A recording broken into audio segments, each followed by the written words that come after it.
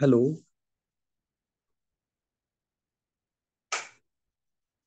hello. Yes, sir, you are audible, sir. Okay, okay. Thank you so much. I thought it's gonna dispatch. Okay, You can continue, sir. okay. তো আমাৰ মানে day to day লাইফত আমাৰ যিখিনি activity থাকে আমি সেইখিনি কেনেকে ভালকে ইমপ্ৰুভ কৰিব পাৰোঁ সেইটো হৈছে এটা মেণ্টেল হেল্থৰ ৱেল বিং ৰাইট এতিয়া ৱেল বিংটো কি হৈছে সেইটোৰ ওপৰত আমি এটা ডিছকাশ্যন ৰাখিম ৱেল বিং হৈছে কি য'ত আমি চব বস্তু পজিটিভ ৱেত আমি মেইনটেইন কৰোঁ এতিয়া পজিটিভ লাইফষ্টাইল বুলি কি বুলি ক'লে এইটো বুজা যায় যে আমাৰ ডে টু ডে লাইফত আমাৰ যিখিনি বস্তু থাকে সেইখিনি আমি কেনেকে কণ্ট্ৰল ৰাখিব social relation communication status financial status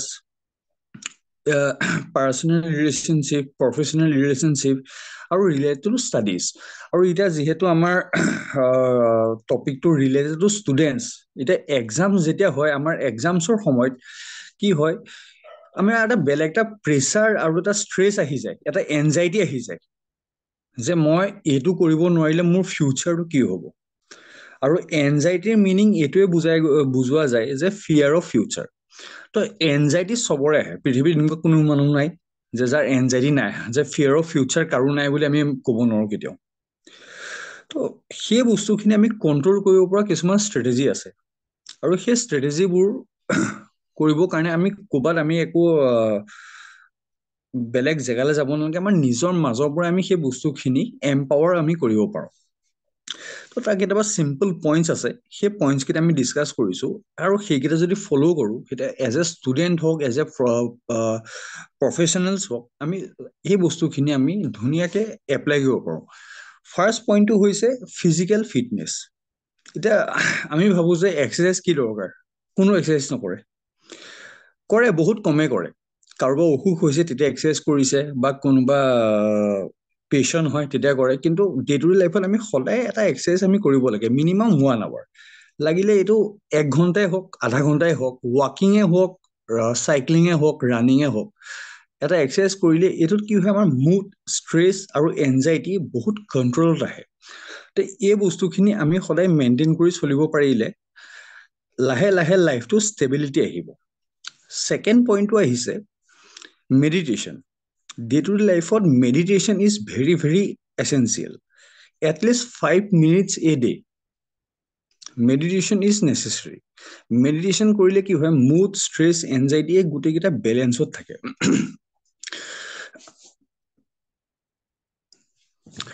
আৰু মুড ষ্ট্ৰেছ এনজাইটি যদি বেলেঞ্চত থাকে আমি বাকী বস্তুখিনি এনেও অভাৰকাম কৰিব পাৰিব আৰু এটা কথা আমি সদায় জানিব লাগিব always give time to yourself rather than others নিজৰ ওপৰত যদি আমি সময় দিওঁ তেতিয়া আমি বাকী কামখিনি এক্সামেই হওক বা প্ৰফেচনেল ৰিলেটেড হওক আমি সেইখিনি অভাৰকাম কৰিব পাৰোঁ ছেকেণ্ডটো হৈছে ছ'চিয়েল কানেক্টিভনেছ এতিয়া আজি প্ৰায় 4 বছৰেই হ'ল কৰোণা ভাইৰাছ আহিছিলে য'ত ছ'চিয়েল ইণ্টাৰেকশ্যনটো এটা ইলিগেল এক্টিভিটি হৈ গৈছিলে য'ত আমি বাহিৰলৈ ওলালে আমাৰ এইটো মানে ক্ৰাইম নিচিনা আছিলে কিন্তু প্ৰেক্টিকেল লাইফত ছ'চিয়েল এক্টিভনেছটো বহুত জৰুৰী আপুনি যদি কাৰোবাৰ লগত কিবা এটা কথা পাতে আৰু সিফালৰ পৰা কিবা এটা ৰিপ্লাই আহে তেতিয়া এটা চলিউশ্যনৰ আমি হেৰি ৰাস্তা আমি নিজে দেখি পাওঁ এইটো এটা ইম্পৰ্টেণ্ট যে ছ'চিয়েলি আমি এক্টিভ থাকিব লাগে এইটো নহয় যে any time at least ½ an hour a day socially active থাকিব লাগে আৰু তাৰ ওপৰত নিজৰ যিখিনি day to day important works আমি সেইখিনি ব্যস্ত হ'ব লাগে আৰু এটা চবতছে ইম্পৰ্টেণ্ট কথা যিটো মোৰ next point screen time screen টাইমটো মানে হৈছে এতিয়া টেকন'লজি ইমান আগবাঢ়ি গৈছে যে আমি চব আমি এতিয়া মোবাইলতে আছোঁ লেপটপতে আছোঁ হেৰিতে আছোঁ স্পেচিয়েলি মোবাইল এতিয়া কি হৈছে এতিয়া আমাৰ ইয়াত এটা কথা বহুত এটা ৱৰ্ড মানে এটা টাৰ্ম বহুত বেছিকে মানে ওপৰলৈ উঠি আহিছে সেইটো হৈছে এইমলেছ স্ক্ৰলিং এতিয়া আমি কিবা এটা চাবৰ কাৰণে মোবাইলটো ওলাওঁ তাৰপিছত এইমলেছ কৰি থাকোঁ যাৰ আমাৰ একো মিনিং নাথাকে একো পাৰ্চপেক্টিভ নাথাকে তো aimless scrolling is always a negative energy. It cannot be a positive energy at all. এই কথাটো আমি জানি লোৱাটো বহুত জৰুৰী। এতিয়া ইভেন মই দেখিছোঁ আমাৰ ছ'চাইটিত বিশেষ যিবোৰ টিনেজাৰ কলেজ ষ্টুডেণ্টছ বা ইভেন প্ৰফেচনেলছবোৰ সকলো মানে এইমলেছ স্ক্ৰলিংটো মানে পাৰ্ট অফ লাইফ হৈছে। আৰু সেইটো সময়ত আমি এটা চাওঁ স্ক্ৰলিং কৰি কেনেকৈ আধা ঘণ্টা ওলাই গৈছে 15 মিনিট ওলাই গৈছে আমি গম নাপাওঁ। সেইটো মানে কি হৈছে চকুৰ কাৰণেও বেয়া, ব্ৰেইন এনাৰ্জিৰ কাৰণেও বেয়া।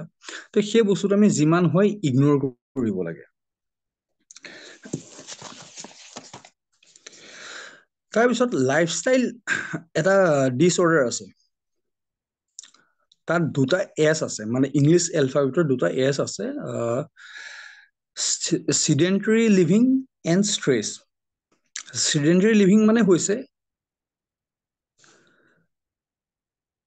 একো প্ৰডাক্টিভ নকৰাকে এনেই ঘৰতে বহি থকা।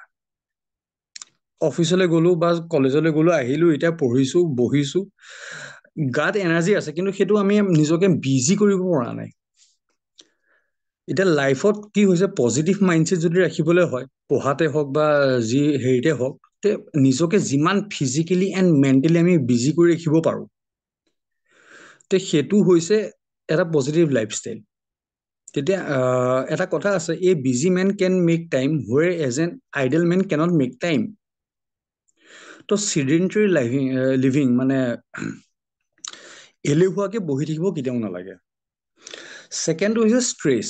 এতিয়া মই অলপ আগতো মই কৈছিলোঁ যে ষ্ট্ৰেছ চবেই লয়, ষ্টুডেণ্টে হওক বা হেৰিয়ে হওক, যে এক্সামছৰ প্ৰতি বা কিবা প্ৰতি। তো এতিয়া ষ্ট্ৰেছটো লোৱা আগতে আমি ষ্ট্ৰেছটো কি হয় এবাৰ যদি বুজিব পাৰোঁ সেইটো বেছি ভাল হয়। তো ষ্ট্ৰেছ আছে দুবিধ, এবিধ ইউ ষ্ট্ৰেছ, এবিধ ডি ষ্ট্ৰেছ। ইউ ষ্ট্ৰেছ মানে হৈছে যাৰ ৰিজাল্ট সদায় পজিটিভ, আৰু ডি ষ্ট্ৰেছ মানে যাৰ ৰিজাল্ট সদায় নিগেটিভ। এতিয়া ভাবিছে যে ষ্ট্ৰেছ কেনেকৈ পজিটিভ হ'ব পাৰে।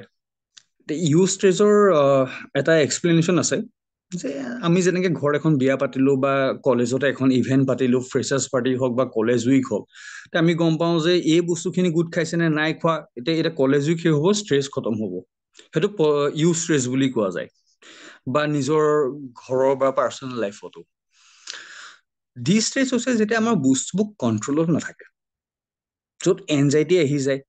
এতিয়া আপুনি কি কথা কৈছে, কিয় ভাবিছেনো সেইখিনি কথা, আমি সেই বস্তুবোৰ যেতিয়া বুজি নাপাওঁ, সেইটো হৈছে ডি ষ্ট্ৰেছ, সেইটো মানে বেড ষ্ট্ৰেছ বুলি কোৱা যায়। ষ্ট্ৰেছৰো হেৰি আছে, আৰু এইটো কি বুলি কয় চিডেণ্টাৰী লিভিং। এই বস্তুখিনি আমি যদি ইগন'ৰ কৰোঁ,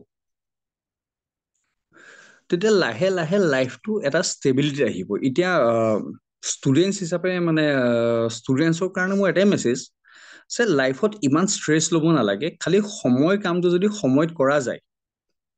আৰু সদায় এটা কথা মনত ৰাখিব লাগে, যে ডাঙৰ কাম সদায় এটা সৰু খোজেৰেহে আৰম্ভ হয়। যদি 10টা চেপ্টাৰ আছে, ষ্টাৰ্টিং কৰিব লাগে এটা পেৰেগ্ৰাফৰ পৰা, লাহে লাহে হ'ব। সেইটো কাৰণে এখন ৰুটিন আমি কেনেকৈ বনাব লাগে সেইটো আমি নিজে ডিচাইড কৰিব পাৰিব লাগিব। সেইটো কাৰণে we should know' our self first.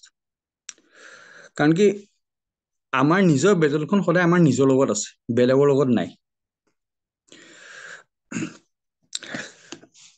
তাৰপিছত এটা last message, before you sleep clean your house, that will clean your mind. এতিয়া কি হয়, কাৰো ঘৰৰ ভিতৰত কেতিয়াও ধূলি বালি এইবোৰ একো নাথাকে, কিন্তু বস্তুবোৰ বেচিজিল হৈ থাকে।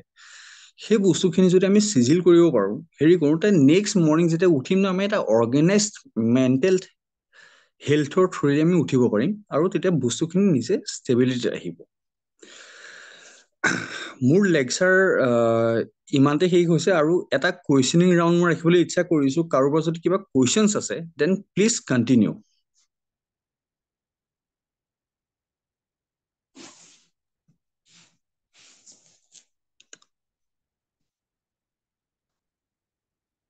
আপোনাৰ কথাখিনি খুব ভাল লাগিল। Thank you. আমাৰ ছাত্ৰ ছাত্ৰীসকলে নিশ্চয় উপকৃত হ'ব। হয় আৰু হয় ছাৰ। আহ, ভৱিষ্যতে আপোনাক আকৌ লগ পাম। এইটো আপুনিতো আহিয়ে মই থাকিব। আশা কৰিছো ছাৰ। মাজে মাজে আমাৰ ছাত্ৰসকলক কৈ থাকিব, আপোনাক ফিজিকেলি লগ পাম বুলিও আশা কৰিছোঁ। আপুনি মই চাকৰিয়াল আশা কৰিছো ছাৰ। ধুবুৰীত অহা হয় হয় ছাৰ। আগষ্টত যেতিয়া কলেজ আৰম্ভ হ'ব, তেতিয়া যদি হয় ছাৰ। কেনেবাকৈ আমি ইণ্ডাকশ্যন প্ৰগ্ৰাম কৰাওঁ, তেতিয়া যদি হয় হয় কেনেবাকৈ আপোনাৰ লগত মিলাব পৰা যায়, আমি চাম সেইটো। যিকি নহওক, ছাত্ৰ ছাত্ৰীসকলে চাগে চব মিউট হৈ আছে, সিহঁতে একো এতিয়া নক'ব চাগে, পিছত কথা পাতিব পৰা যাব নেকি? কোনোবা কিবা থাকিলে চেট বক্সত দি দিব পাৰে ষ্টুডেণ্টসকলে। নিশ্চয় নিশ্চয় sir, I am any time available. আৰু কি অঁ, হয়, এই মেণ্টেল হেল্থ ৰিলেটেড বস্তুখিনি বহুত শ্বৰ্ট এণ্ড চিম্পল, খালি ফ'ল' কৰিবৰ কাৰণে বহুত টান। ফ'ল' কৰিব সেইটো লাগে। মই মানে আকৌ এবাৰ ৰিপিট কৰিম মই। উম, এতিয়া বহুতে ফ'ল' কৰে, ফ'ল' কৰি পেলাই আপোনাৰ 6 মাহ কৰে, তাৰপিছত আপোনাৰ মানে মিছকণ্টিনিউ, মানে কণ্টিনিউ নহয়, ডিছকণ্টিনিউ হৈ যায়। হয় হয়। হয়, এতিয়া ফ'ল' কৰি লাইফ লং যদি আমি আগবাঢ়ি যাব পাৰোঁ, তে সেইটো মানে এটা মানে ফ্ৰুটফুল ৰিজাল্ট বুলি যিটো ইংলিছত কয়, উম। সেইখিনি কথা। ডিচিপ্লিন ৱেত বস্তুখিনি ফ'ল' কৰিব লাগিব। মই ছাত্ৰ ছাত্ৰীসকলক কৈছোঁ, আৰু তেখেতটো আমাৰ লগত আছে। গতিকে হয় তোমালোকে হয় যদি হোৱাটছএপ গ্ৰুপতো কিবা কুৱেশ্যন থাকে, তোমালোকে দিব পাৰা, আমি তেওঁক পাছ কৰি দিম। আৰু তেওঁ যদি নিশ্চয় নিশ্চয়। বেয়া নাপায়, তেওঁ হোৱাটছএপ গ্ৰুপত এডো কৰি দিব পাৰোঁ আমি, তেওঁ যদি আপত্তি নাথাকে। আৰু নহ'লে নাই, মোৰ কুৱেশ্যনখিনি, আপত্তি নাই ছাৰ। গতিকে ছাত্ৰ ছাত্ৰীসকল, তোমালোকৰ কিবা কুৱেশ্যন থাকিলে হোৱাটছএপ গ্ৰুপত দি দিবা, ছাৰ তাত থাকিব। তোমালোকে বা আমি ছাৰক পাছ কৰি দিম, আৰু পিছত ছাৰ আকৌ আহিব।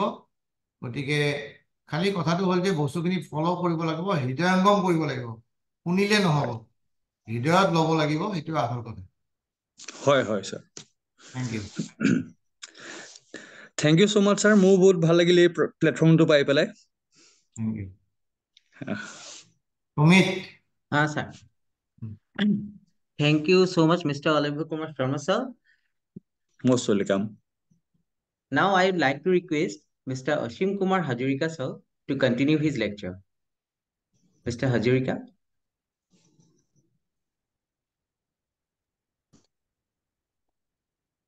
Very good evening to all of you. Am I audible, sir? Yes, yes, you are audible. Okay, okay. Thank you so much. First of all, I would like to offer my heartiest gratitude to the organizing committee of BN College for organizing such a wonderful lecture on civil service. মই অসমীয়া আৰু ইংৰাজী দুটা mix কৰিয়ে ক'ম। হয় হয়, আপুনি কওক। আৰু আৰু ঠিক আছে ছাৰ। আৰু মোৰ কোৱাৰ কথাখিনিত যদি কাৰোবাৰ কিবা সুধিব লগা থাকে, তেতিয়া তেওঁলোকে ইনবক্সত সুধিবও পাৰিব, আৰু সকলোৰে উত্তৰবিলাক মই পোনপটীয়াকৈ দিবলৈ চেষ্টা কৰিম। ঠিক আছে, থেংক ইউ। যিহেতু আজিৰ আলোচনা চক্ৰটোত মোক যিহেতু প্ৰশাসনিক সেৱাৰ ওপৰত ক'বলৈ কৈছে, গতিকে মই উইদাউট ৱেষ্টিং টাইম মই প্ৰশাসনিক সেৱাৰ সন্দৰ্ভত কিছু খুব প্ৰেক্টিকেল কথা ক'বলৈ আগবাঢ়িছো। আচলতে ছাত্ৰ সমাজক কিবা উপদেশ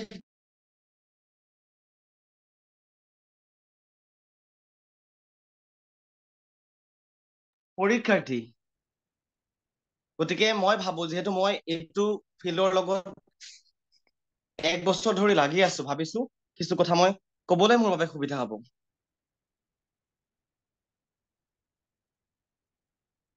ভাৰতীয় অসামৰিক সেৱাই হওক বা অসম লোকসেৱা আয়োগৰ যি প্ৰশাসনীয় সেৱাৰ পৰীক্ষা,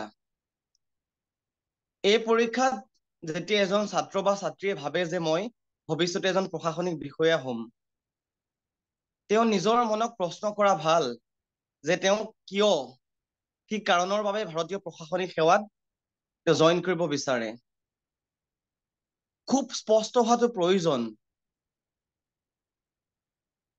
আৰু এই প্ৰশ্নটোত যদি স্পষ্টতা নাথাকে মনৰ ভিতৰত, তেতিয়া তেওঁ প্ৰিপেৰেশ্যন কৰিবলৈ অলপ অসুবিধা হ'ব।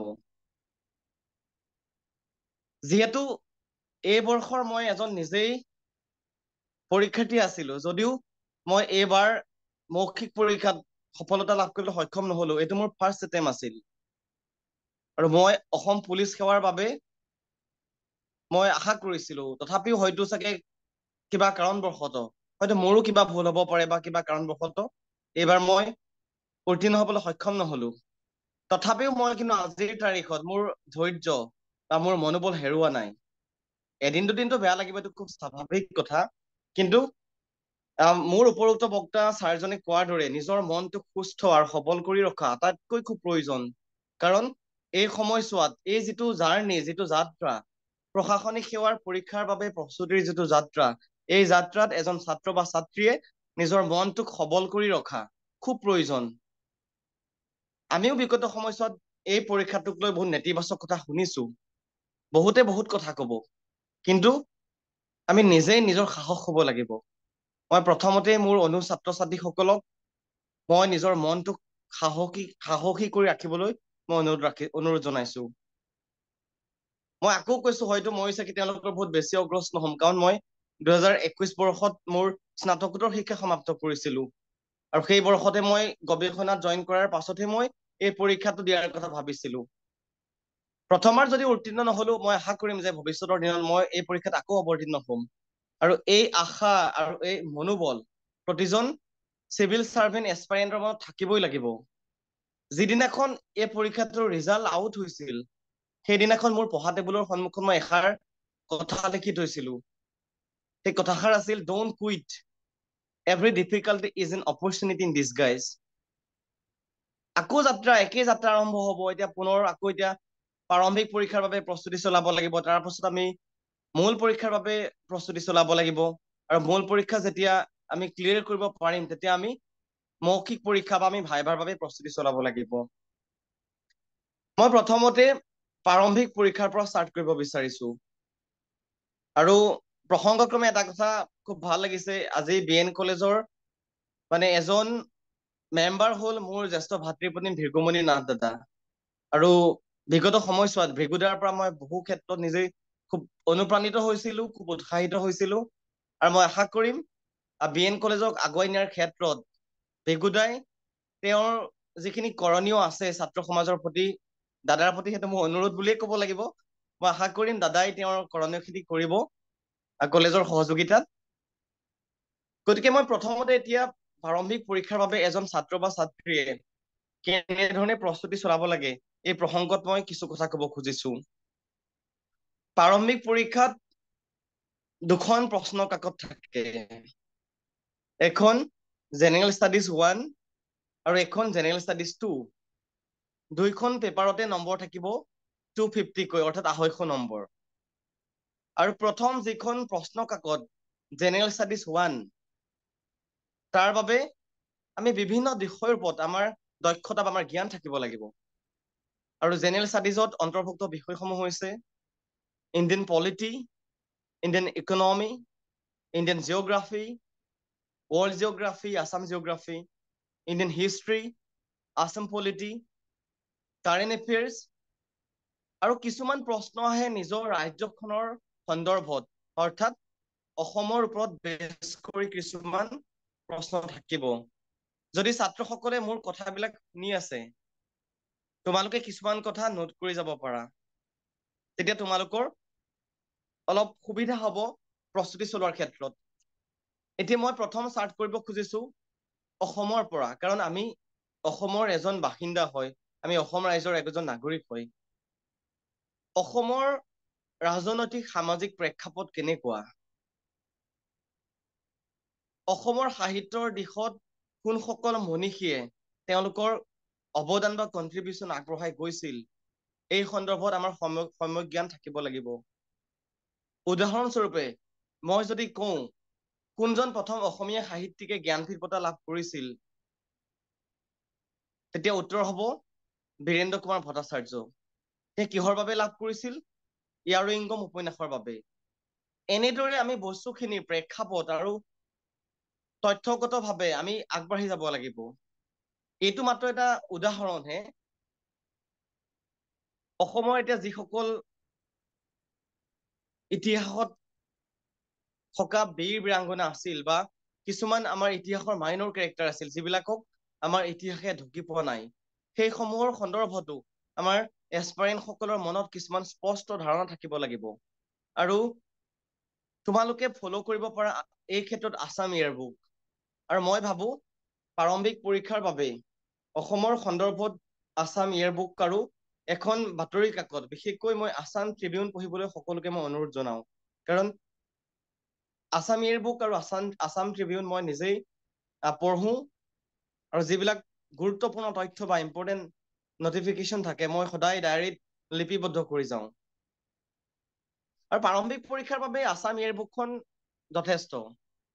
আৰু তাৰ লগতে আৰু এটা কথা ক'ব খুজিছো, যিহেতু মই অসমৰ কথা কৈ আছো, এতিয়া এনেকুৱা হয় অসমৰ ৰাজনৈতিক চিটুৱেশ্যন কেনেকুৱা, বা সাম্প্ৰতিক সময়ত আমাৰ যিবিলাক দলে আমাক শাসন কৰি আছে, আজি বিজেপিয়ে হওক বা কংগ্ৰেছেই হওক বা অগপই হওক, এই দলবিলাকৰ যিটো এটা প্ৰেক্ষাপট আছিলে, যিটো কনটেক্স আছিলে, উদাহৰণস্বৰূপে অসম গণ পৰিষদৰ জন্ম কেতিয়া হৈছিলে, বা সদৌ অসম ছাত্ৰ সন্থাৰ আন্দোলনৰ লগত সেই সময়ৰ কোনসকল নেতা জড়িত হৈ আছিলে, সেই সন্দৰ্ভত এটা থুলমূল ধাৰণা কিন্তু থাকিব লাগিব, নতো অসুবিধা হ'ব। আৰু গতিকে মই আছাম ইয়েৰবুকখন পঢ়িবৰ বাবে সকলোকে অনুৰোধ জনাওঁ। আৰু প্ৰিলিমছৰ বাবে আছাম ইয়েৰবুকখনো যথেষ্ট খুব ভালকৈ আছে। বিভিন্ন পাব্লিকেশ্যনৰ কিতাপ এভেইলেবল আছে। এমাজন বা ফ্লিপকাৰ্টত চাৰ্চ কৰিলেও তোমালোকে এইবিলাক বিষয়ৰ ওপৰত তথ্য লাভ কৰিব পাৰিবা। ইয়াৰ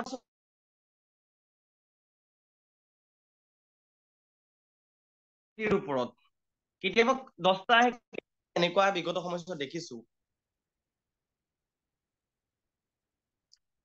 ইণ্ডিয়ান পলিটিৰ বাবে আমি লক্ষ্মীকান্তৰ কিতাপখন আমি ফ'ল' কৰিব লাগিব।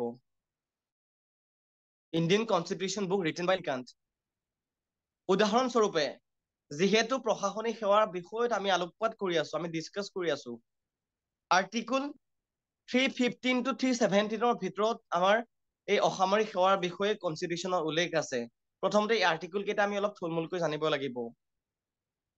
উদাহৰণস্বৰূপে প্ৰশাসনিক সেৱাৰ পৰীক্ষাৰ বাবে মানে যিখন বৰ্ড গঠন কৰে তাৰ মেম্বাৰসকলৰ যোগ্যতা কি, চেয়াৰমেনৰ যোগ্যতা কি, এই সন্দৰ্ভত এটা থুলমূল তেওঁলোকে বা সম্যক ধাৰণা মনত থাকিব লাগিব। আৰু তদুপৰি ইণ্ডিয়ান পলিটিকখনত যিবিলাক হিষ্টৰিকেল বেকগ্ৰাউণ্ড আছে, উদাহৰণস্বৰূপে গভৰ্ণমেণ্ট অফ ইণ্ডিয়া 1935, এই এক্টখনত কি আছে, এই এক্টখনৰ যিবিলাক ক্লজ আছে, এইবিলাক বস্তু খুব ভালদৰে খুব প্ৰেক্টিচ কৰিব লাগিব। আচলতে খুব ৰিভিজনটো বহুত ইম্পৰ্টেণ্ট হয়। আমি বিগত সময়ত দেখো আমি বহুতে পঢ়ো, আমি পঢ়ি বুজি পাওঁ, কিন্তু আমাৰ ৰিভিজন বা অনুশীলনৰ অভ্যাসৰ বাবে আমি পৰীক্ষাৰ সময়ত এই আৰ্টিকল বা অনুচ্ছেদবিলাক আমি পাহৰি পেলাওঁ। গতিকে এইবিলাক বস্তু মই সকলোকে খুব ৰিভিজন কৰিবলৈ অনুৰোধ জনাওঁ, কাৰণ ৰিভিজন নকৰিলে এই পৰীক্ষাটোত আমি কৃতকাৰ্য হোৱা একেবাৰে অসম্ভৱ। আৰু fundamental right, fundamental duties, directive principle of state policy, আৰু basically provisions regarding chief ministers, president of India, governors duties, and most importantly, the election of President of India. এই কথাকেইটাৰ ওপৰত আটাইতকৈ বেছি ফ'কাছ কৰিব লাগিব।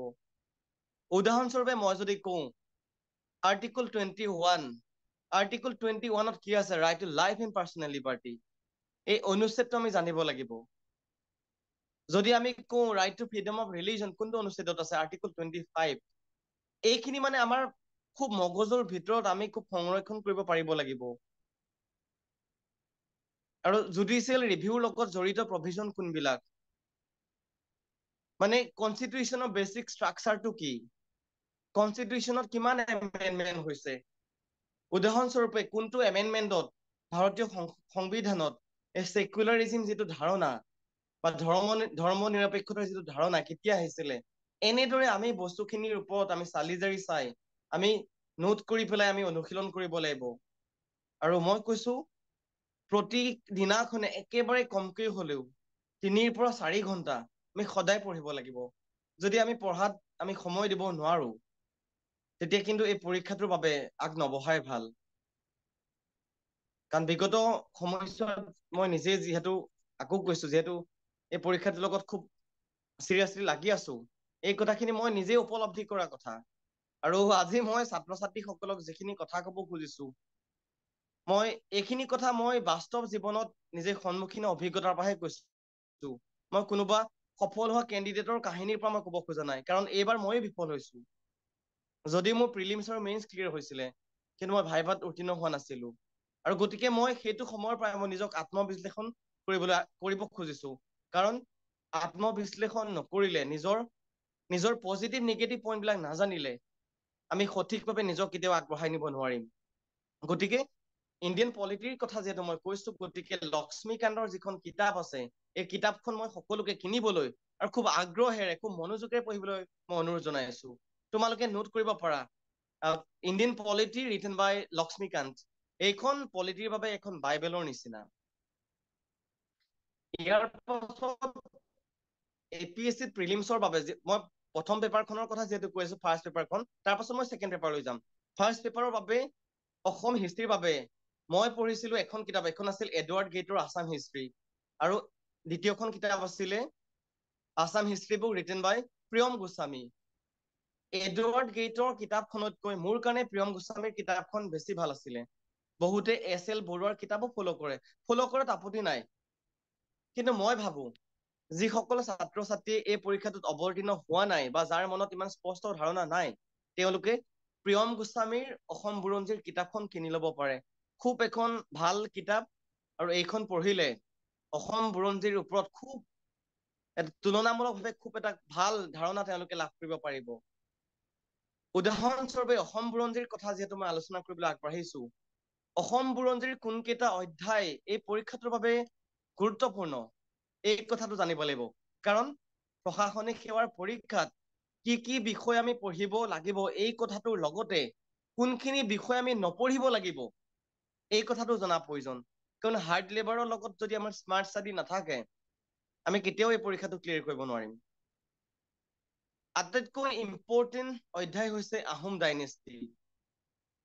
আহোম ডাইনেষ্টিত যিবিলাক ৰজা আছিলে, চাওলুং চুকাফাৰ পৰা আৰম্ভ কৰি এই 1228 খ্ৰীষ্টাব্দৰ পৰা শেষৰজন আহোম ৰজালৈকে আমি সকলোৰে ওপৰত তেওঁলোকৰ ইম্পৰ্টেণ্ট যিবিলাক কন্ট্ৰিবিউশ্যন আছিলে, সেইখিনি আমি নোট কৰিব লাগিব। আৰু নোট কৰি মই আকৌ কৈছো, আমি অনুশীলন কৰিব লাগিব। পাল ডাইনেষ্টিৰ কিছুমান অধ্যায় ইম্পৰ্টেণ্ট হয়, আমি পাল ডাইনেষ্টি পঢ়িব লাগিব। চুতীয়া কিংডমৰ ওপৰত আমাৰ নলেজ থাকিব লাগিব। আৰু তেনেকে অসম বুৰঞ্জীখনত মই আকৌ কৈছো, বেচিকেলি আহোম ডাইনেষ্টি আটাইতকৈ ইম্পৰ্টেণ্ট হয়। ছাপোজ APSCত কেনেকুৱা ধৰণৰ প্ৰশ্ন আহে, স্বৰ্গদেউ চাওলুং চুকাফা, তেওঁৰ টাই নামবিলাক চুকাফাই বুলিয়ে নহয়, ছাপোজ আমি ৰুদ্ৰসিংহৰ তেওঁৰ অৰিজিনেল টাই নেমটো কি আছিলে, বা চুহুংমুং কোনজন ৰজাৰ নাম আছিলে, গড়গঁঞা ৰজা কি, আটন বুঢ়াগোহাঁই সম্পৰ্কত আমাৰ অভিমত বা আমাৰ ধাৰণা কি। এনেদৰে পুংখানুপুংখভাৱে বিশ্লেষণ কৰি খুব অৰ্গেনাইজ ৱেত, এটা অৰ্গেনাইজ ষ্ট্ৰাকচাৰত আমি অসম বুৰঞ্জী পঢ়িব লাগিব। অসম বুৰঞ্জীৰ পাছত মই আহিব খুজিছো অসম আছাম জিঅ'গ্ৰাফীৰ ওপৰত, অৰ্থাৎ আমাৰ দেশৰ ভৌগোলিক জ্ঞানৰ ওপৰত আমাৰ এক সম্যক ধাৰণা থাকিব লাগিব। আৰু অসম জিঅ'গ্ৰাফীৰ বাবে ছাত্ৰ ছাত্ৰীসকলে অনুসৰণ কৰিব পাৰে তাহিৰ এন আহমেদৰ যিখন আছাম জিঅ'গ্ৰাফীৰ কিতাপ আছে, তাহিৰ এন আহমেদ, তেওঁৰ কিতাপখনকে আটাইতকৈ বেছি সংখ্যক এছপাইৰেণ্টে ফ'ল' কৰে। এইখন কিতাপে মই ফ'ল' কৰিছিলো। আৰু ইয়াৰ অসম জিঅ'গ্ৰাফীৰ কথা মই যেতিয়া কৈছো, বিশেষকৈ আমাৰ ৰোড কানেক্টিভিটি কেনেকুৱা, অসমৰ ৰিচোৰ্চ কি আছে, আমাৰ ইয়াত নেচাৰেল ৰিচোৰ্চ কি আছে, আমাৰ কয়লাৰ খনি ক'ত আছে, তেলৰ খনি ক'ত আছে, দুলিয়াজান কিহৰ বাবে বিখ্যাত, ডিগবৈ কিহৰ বাবে বিখ্যাত, যোৰহাট কিহৰ বাবে বিখ্যাত, শিৱসাগৰ কিহৰ বাবে বিখ্যাত। এনেদৰে আমাৰ নিজৰ প্ৰতিখন ৰাজ্যৰ ভৌগোলিক অৱস্থিতিৰ ওপৰত আমাৰ ধাৰণা থাকিব লাগিব। আৰু ইয়াৰ লগতে আমাৰ কোনটো ডিষ্ট্ৰিক্ট আটাইতকৈ ডাঙৰ, কোনখন ডিষ্ট্ৰিক্ট বা জিলা আটাইতকৈ সৰু, কাৰ্বি আংলং ডিষ্ট্ৰিক্টৰ ভৌগোলিক জলবায়ু কেনেকুৱা, কাৰ্বি আংলং ডিষ্ট্ৰিক্টৰ মাটিকালি কিমান, বড়োলেণ্ডৰ ভৌগোলিক অৱস্থিতি কেনেকুৱা, ডিমা হাছাওৰ অৱস্থিতি কেনেকুৱা। এনেদৰে আমি অসম জিঅ'গ্ৰাফিক আমি অধ্যয়ন কৰিবলৈ শিকিব লাগিব। আৰু মই ভাবো অসম জিঅ'গ্ৰাফীৰ বাবে তাহিৰ এন আহমেদৰ কিতাপখন আটাইতকৈ উপযোগী চিভিল চাৰ্ভেণ্ট এছপাইৰেণ্ট সকলৰ বাবে। তোমালোকে এই কিতাপখন পঢ়িব পাৰা। ইয়াৰ পাছত মই আহিব খুজিছো আমি ভাৰত বুৰঞ্জীৰ সম্পৰ্কত ভাৰত বুৰঞ্জীৰ বাবে তোমালোকে 3খন কিতাপ ফ'ল' কৰিব লাগিব। এনচিয়েণ্ট ইণ্ডিয়ান হিষ্ট্ৰীৰ বাবে R.S. শৰ্মাৰ কিতাপখন তোমালোকে ফ'ল' কৰিব লাগিব। Ancient India's past book written by R.S. Sharma. ইয়াত suppose Harappan civilisation, Mohenjodaro civilisation, এই সম্পৰ্কত তোমালোকৰ এটা ধাৰণা থাকিব লাগিব। আৰু বেচিকেলি প্ৰিলিমছৰ বাবে এই R.S. শৰ্মাৰ কিতাপখন বহুত উপযোগী। প্ৰিলিমছ বুলিয়ে নহয়, মেইনছৰ বাবে তোমালোকে এইকেইখন কিতাপেই অনুসৰণ কৰিব লাগিব। তোমালোকে লিখি লোৱা এনচিয়েণ্ট ইণ্ডিয়ান হিষ্ট্ৰীৰ বাবে R.S. শৰ্মা। তেওঁ খুব এজন ভাল লেখক আৰু এই কিতাপখনত তথ্যগত শুদ্ধতা আমি দেখিবলৈ পাইছো। নিজেও যিহেতু এইখন কিতাপ ফ'ল' কৰিছিলো, গতিকে মই ভাবো তোমালোকে এইখন কিতাপ ফ'ল' কৰিলে খুব সুবিধা হ'ব। ইয়াৰ পাছত আহিছো আমি মেডিয়েভেল হিষ্ট্ৰীৰ বাবে, অৰ্থাৎ মধ্যযুগৰ ভাৰতৰ অৱস্থা কেনেকুৱা আছিলে, মধ্যযুগৰ ভাৰতত কেনেকুৱা ধৰণৰ ৰজাই আমাক শাসন কৰিছিলে। ইয়াৰ বাবে তোমালোকে এখন কিতাপ অনুসৰণ কৰিব পাৰা, মেডিয়েভেল হিষ্ট্ৰী বুক ৰিটেন বাই সতীশ চন্দ্ৰ। আৰু এই সতীশ চন্দ্ৰৰ কিতাপখন খুব এখন ভাল কিতাপ, এখন উপযোগী কিতাপ। তোমালোকে এইখন এমাজন বা ফ্লিপকাৰ্টত চাৰ্চ কৰিলে পাই যাবা। আৰু এইখন মই পঢ়িবলৈ সকলোকে অনুৰোধ জনাও। উদাহৰণস্বৰূপে এই মধ্যযুগৰ বুৰঞ্জী যেতিয়া আমি অৱলোকন কৰিবলৈ যাম, তেতিয়া আমি চাব লাগিব বিশেষকৈ এক্সামত কেনেকুৱা কুৱেশ্যন আহে। আমি বিগত সময়ছোৱাত দেখিছো মৌৰ্য সাম্ৰাজ্যৰ বিষয়ে খুব প্ৰশ্ন আহে। মৌৰ্য সাম্ৰাজ্য, গুপ্তা পিৰিয়ড, এনেকুৱা ধৰণৰ যিবিলাক আছে, অশোকৰ ওপৰত কুৱেশ্যন আহে। আৰু সেইটো সময়ত মধ্যযুগত ভাৰতৰ ধৰ্মীয় ব্যৱস্থা কেনেকুৱা আছিলে, ৰাজনৈতিক প্ৰশাসনৰ ক্ষেত্ৰত কোনটো ডাইনেষ্টি আটাইতকৈ গুৰুত্বপূৰ্ণ ভূমিকা পালন কৰিছিলে, বা মধ্যযুগত কোনটো ডাইনেষ্টি বা কোনজন ৰজাৰ শাসনকাল আটাইতকৈ উল্লেখযোগ্য বুলি বিবেচিত হৈছিলে, এনেধৰণে তোমালোকে চালি জাৰি চাই আগবাঢ়ি যাব লাগিব। আৰু ইয়াৰ পাছত আমি আহিছো মডাৰ্ণ ইণ্ডিয়ান হিষ্ট্ৰীৰ প্ৰসংগলৈ। ইয়াৰ বাবে আমি অনুসৰণ কৰো এখন খুব ভাল কিতাপ আছে, স্পেক্ট্ৰাম পাব্লিকেশ্যনে পাব্লিছ কৰিছিলে কিতাপখন। আৰু ইয়াৰ ৰাইটাৰ এজন আছিল তেওঁ নিজে এজন পুলিচ বিষয়া, ৰাজীৱ আহিৰ ছাৰ। ৰাজীৱ আহিৰ ছাৰৰ যিখন কিতাপ মডাৰ্ণ ইণ্ডিয়ান হিষ্ট্ৰী, এই কিতাপখন তোমালোকে ফ'ল' কৰিব পাৰা। আৰু বিশেষকৈ ভাৰতৰ স্বাধীনতা সংগ্ৰামত কেৱল বেংগল বুলিয়ে নহয়, পশ্চিমবংগৰ পৰা আৰম্ভ কৰি আমাৰ অসমৰ কনকলতা বৰুৱালৈকে, চন্দ্ৰপ্ৰভা শইকীয়ানীলৈকে, কাৰণ বিগত সময়ছোৱাত চন্দ্ৰপ্ৰভা শইকীয়ানীৰ ওপৰতো কুৱেশ্যন আহিছিলে। এই কনকলতা, চন্দ্ৰপ্ৰভা শইকীয়ানীৰ দৰে যিবিলাক আমাৰ ইতিহাসৰ গুৰুত্বপূৰ্ণ চৰিত্ৰ আছে, এই সম্পৰ্কত তোমালোকে অধ্যয়ন কৰিব লাগিব। ছাপোজ আছাম এছ'চিয়েশ্যন কেতিয়া গঠন হৈছিলে, সাৰ্বজনীন সভা কেতিয়া গঠন হৈছিলে, অসম প্ৰদেশ কংগ্ৰেছ কমিটি কেতিয়া গঠন হৈছিলে, মহাত্মা গান্ধী অসমলৈ পোনপ্ৰথমৰ বাবে কেতিয়া আহিছিল, এনেদৰে তোমালোকে প্ৰতিটো প্ৰেক্ষাপট বা প্ৰতিটো কনটেক্সট খুব সূক্ষ্মভাৱে, পুংখানুপুংখভাৱে বিশ্লেষণ কৰি আগবাঢ়ি যাব লাগিব। আৰু মই আশা কৰিম মডাৰ্ণ ইণ্ডিয়ান হিষ্ট্ৰীৰ বাবে তোমালোকে স্পেক্ট্ৰাম পাব্লিকেশ্যনৰ বুকখন ফ'ল' কৰিব পাৰা। আৰু ইণ্ডিয়ান হিষ্ট্ৰীৰ পাছত মই আহিছো ইণ্ডিয়ান জিঅ'গ্ৰাফীৰ প্ৰসংগলৈ। ইণ্ডিয়ান জিঅ'গ্ৰাফীৰ বাবে আমি এখন কিতাপ ফ'ল' কৰিছিলো, কিতাপখন লিখিছিল জি.আৰ. খুল্লাৰ। এইখন সৰস্বতী পাব্লিকেশ্যনে প্ৰকাশ কৰিছিল। আৰু জি.আৰ. খুল্লাৰৰ কিতাপখনৰ উপৰিও তোমালোকে NCERT ক্লাছ 8ৰ পৰা 12লৈকে যিটো পাঠ্যক্ৰম আছে, এই পাঠ্যক্ৰম তোমালোকে পঢ়িব পাৰা। NCERT কিতাপ আৰু APSC প্ৰাৰম্ভিক পৰীক্ষাৰ ক্ষেত্ৰত NCERT কিতাপে মোক বহুত সহায় কৰিছিল। আৰু মই আশা কৰিম যদি তোমালোকে NCERT বুকসমূহ ভালদৰে অধ্যয়ন কৰা, তোমালোকেও ভৱিষ্যতৰ দিনত সফল হবা, নিশ্চিতভাৱে সফল হবা। গতিকে আমি এই জি.আৰ. খুল্লাৰৰ কিতাপখনৰ লগতে NCERTৰ কিতাপসমূহ অধ্যয়ন কৰা খুব প্ৰয়োজন। ইয়াৰ পাছত এটা খুব 5টা-6টা কুৱেশ্যন আহে আমাৰ বিজ্ঞান আৰু প্ৰযুক্তিবিদ্যাৰ সন্দৰ্ভত।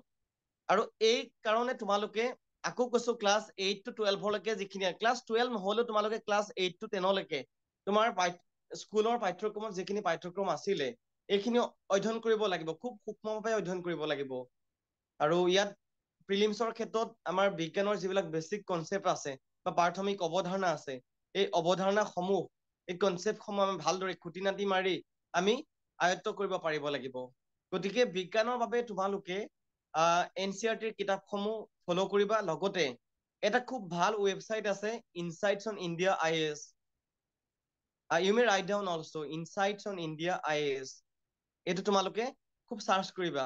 বেসিক্যালি কি হয়, আমি ভাৰতবৰ্ষৰ স্পেচ সায়েন্সৰ ক্ষেত্ৰত আমাৰ অগ্ৰগতি কেনেকুৱা, বা এই স্পেচ সায়েন্সৰ ক্ষেত্ৰত কোনসকল বিজ্ঞানীয়ে কেনেধৰণৰ তেওঁলোকৰ বৰঙণি আগবঢ়াইছিলে, ইনসাত কেতিয়া প্ৰেৰণ কৰা হৈছিলে, এনেধৰণে তোমালোকে মানে প্ৰতিটো গ্ৰহ উপগ্ৰহ নেজানিলেও থুলমূলকে হলেও সকলো বস্তুটো জনাৰ ইমান কেতিয়াও সকলোৱে সম্ভৱ হ'ব নোৱাৰে। তথাপিও যিবিলাক বেসিক্যালি আটাইতকৈ ইম্পৰ্টেণ্ট পাৰ্ট সায়েন্স এণ্ড টেকনলজিৰ, স্পেচ সায়েন্স, এতিয়া নেনো সায়েন্সৰ ওপৰতো যথেষ্ট কুৱেশ্যন অহা দেখিছো। এই স্পেচ সায়েন্সৰ ওপৰত তোমালোকৰ এটা ধাৰণা থাকিব লাগিব। গতিকে আজিকালি ইমান ইণ্টাৰনেট সুলভ হৈ গৈছে, তোমালোকে গুগল ক্ৰমত সাৰ্চ কৰিলেও এইবিলাক বহুত মানে মেটেৰিয়েলছ আছে, তোমালোকে অলপ খুচৰিলেই তোমালোকে এইবিলাক তথ্য লাভ কৰিব পাৰিবা। আৰু মই আকৌ কৈছো NCERT কিতাপখনো পঢ়া, তাৰ লগতে বিজ্ঞান আৰু প্ৰযুক্তিবিদ্যাৰ ক্ষেত্ৰত তোমালোকে ইণ্টাৰনেট সাৰ্চ কৰিবা, তেতিয়া তোমালোক উপকৃত হ'ব পাৰিবা। ইয়াৰ পাছত আজিকালি আৰু কেনেকুৱা কুৱেশ্যন আহে, ভাৰতবৰ্ষৰ পৰা আৰম্ভ কৰি অসমলৈকে আমাৰ সাংস্কৃতিক আৰু সাহিত্যৰ ক্ষেত্ৰত কোনসকল মনীষীয়ে কেনেকুৱা ধৰণৰ অৱদান আগবঢ়াইছে। সাপোজ উদাহৰণস্বৰূপে আমি নাম ল'ব লাগিব সাহিত্য অকাডেমী বঁটা। 2021 চনত কোনে বঁটা লাভ কৰিছিল, 2022 চনত কোনে পাইছিল, 2023 চনত কোনে পাইছে। এনেধৰণে তোমালোকে চিৰিয়েলি কিছুমান বস্তু নোট কৰি যাব লাগিব। আৰু এইখিনি পুনঃ মই আকৌ কৈছো প্ৰত্যেকটো দিনাখনেই পুনঃ অনুশীলন কৰিব পাৰিব লাগিব, তেতিয়া তোমালোকে প্ৰিলিমছ ক্লিয়াৰ কৰিব পাৰিবা। আৰু প্ৰিলিমছৰ বাবে সায়েন্স এণ্ড টেকনলজিৰ উপৰিও আৰু কিছুমান আমাৰ বায়'ডাইভাৰ্চিটি বা যিটো আমাৰ পৰিৱেশ, এনভাইৰনমেণ্ট,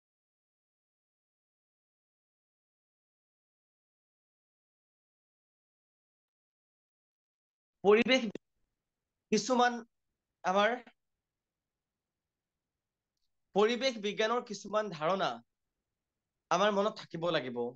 সাপোজ পৰিস্থিতি তন্ত্ৰ কি, বা এতিয়া যিটো সময়ত বৰ্তমান বিশ্বত গ্লবেল ৱাৰ্মিং হৈ আছে, এই গ্লবেল ৱাৰ্মিঙৰ বাবে কেনেকুৱা কনভকেশ্যন হৈছিলে, ভাৰত চৰকাৰৰ উদ্যোগত কোন কোন দেশত কনভকেশ্যন হৈছিলে, বা এই যিবিলাক কনভকেশ্যন আছে ইয়াত মানে ভাৰতৰ অৱদান কেনেকুৱা, ভাৰতৰ অংশগ্ৰহণ কেনেকুৱা, জি সামিট কি হয়, এনেকুৱা ধৰণৰ কিছুমান বস্তু আমি বা বিষয় আমি আয়ত্ত কৰিব পাৰিব লাগিব। আৰু এনভাইৰনমেন্ট প্ৰটেকশ্যনৰ ওপৰত তোমাৰ ধাৰণা থাকিব লাগিব। ৱাইল্ড লাইফ প্ৰটেকশ্যনে কি হয়, জৈৱ বৈচিত্ৰ্যৰ ওপৰত এতিয়া কেনেকুৱা ধৰণৰ গৱেষণা চলি আছে, এনেদৰে আমি খুব সূক্ষ্মভাৱে বিশ্লেষণ কৰি আমি কিছুমান নোটছ প্ৰিপেয়াৰ কৰি পেলাই এইখিনি বস্তু ভালদৰে বুজিলৈ আমি পুনঃ অনুশীলন কৰিব পাৰিব লাগিব। আৰু প্ৰিলিমছৰ বাবে জেনেৰেল ষ্টাডিজ পেপাৰ 1ত এইখিনি বস্তু আটাইতকৈ ইম্পৰ্টেণ্ট হয়। আৰু ইয়াৰ পাছত এটা বস্তু আহে, এইটো হ'ল কাৰেণ্ট এফেয়াৰ্ছ আহে। উদাহৰণস্বৰূপে মই ক'ব খুজিছো, আসাম গভৰ্ণমেণ্টৰ কোনবিলাক স্কিম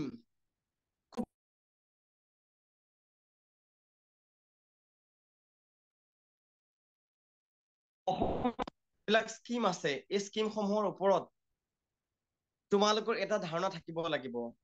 এতিয়া যে চৰকাৰে ঘৰে ঘৰে দি আছে বিভিন্ন ধৰণৰ স্কিম, এই স্কিমসমূহৰ মানে কিয় দিয়ে, এই সন্দৰ্ভত আমাৰ কিছুমান সম্যক ধাৰণা থাকিব লাগিব। হয়তো ৰাজনৈতিকভাৱে যিসকল ছাত্ৰ ছাত্ৰী খুব সচেতন বুলি মই ভাবো, তেওঁলোকে নিশ্চিতভাৱে জানে কেনেকুৱা ধৰণৰ স্কিম এতিয়া বৰ্তমান সময়ত দি আছে, গভৰ্ণমেণ্টে কোন ব্যক্তিৰ বাবে কেনেকুৱা ধৰণৰ স্কিম উপলব্ধ বা কেনেকুৱা ধৰণৰ সুবিধা উপলব্ধ, এইসমূহ জানিব লাগিব। অৰুণোদয় আঁচনিখন কি উদাহৰণস্বৰূপে, বা অৰুণোদয় আঁচনিৰ অন্তৰ্গত কোনসকল ব্যক্তি সুবিধা লাভ কৰে, এনেদৰে জানিব লাগিব এইবিলাক বস্তু। আৰু আসাম গভৰ্ণমেণ্টৰ স্কিমসমূহ জানিবলৈ হলে তোমালোকে অসম চৰকাৰৰ যিবিলাক ৱেবছাইট আছে, ৰুৰেল ডেভেলপমেণ্টেই হওক বা ইলেক্ট্ৰনিক্স এণ্ড ব্ৰডকাষ্টিঙেই হওক, এনেধৰণে ৱেবছাইটবিলাক খুচৰি তোমালোকে তথ্যবিলাক আহৰণ কৰিব পাৰিব লাগিব। আৰু তেতিয়া তোমালোকৰ খুব এটা ভাল ধাৰণা হৈ যাব। আৰু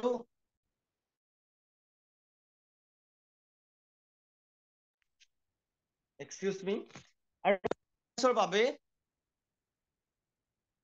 কাৰেণ্ট এফেয়াৰ্ছৰ বাবে তোমালোকে PIB পাব্লিক ইনফৰমেশ্যন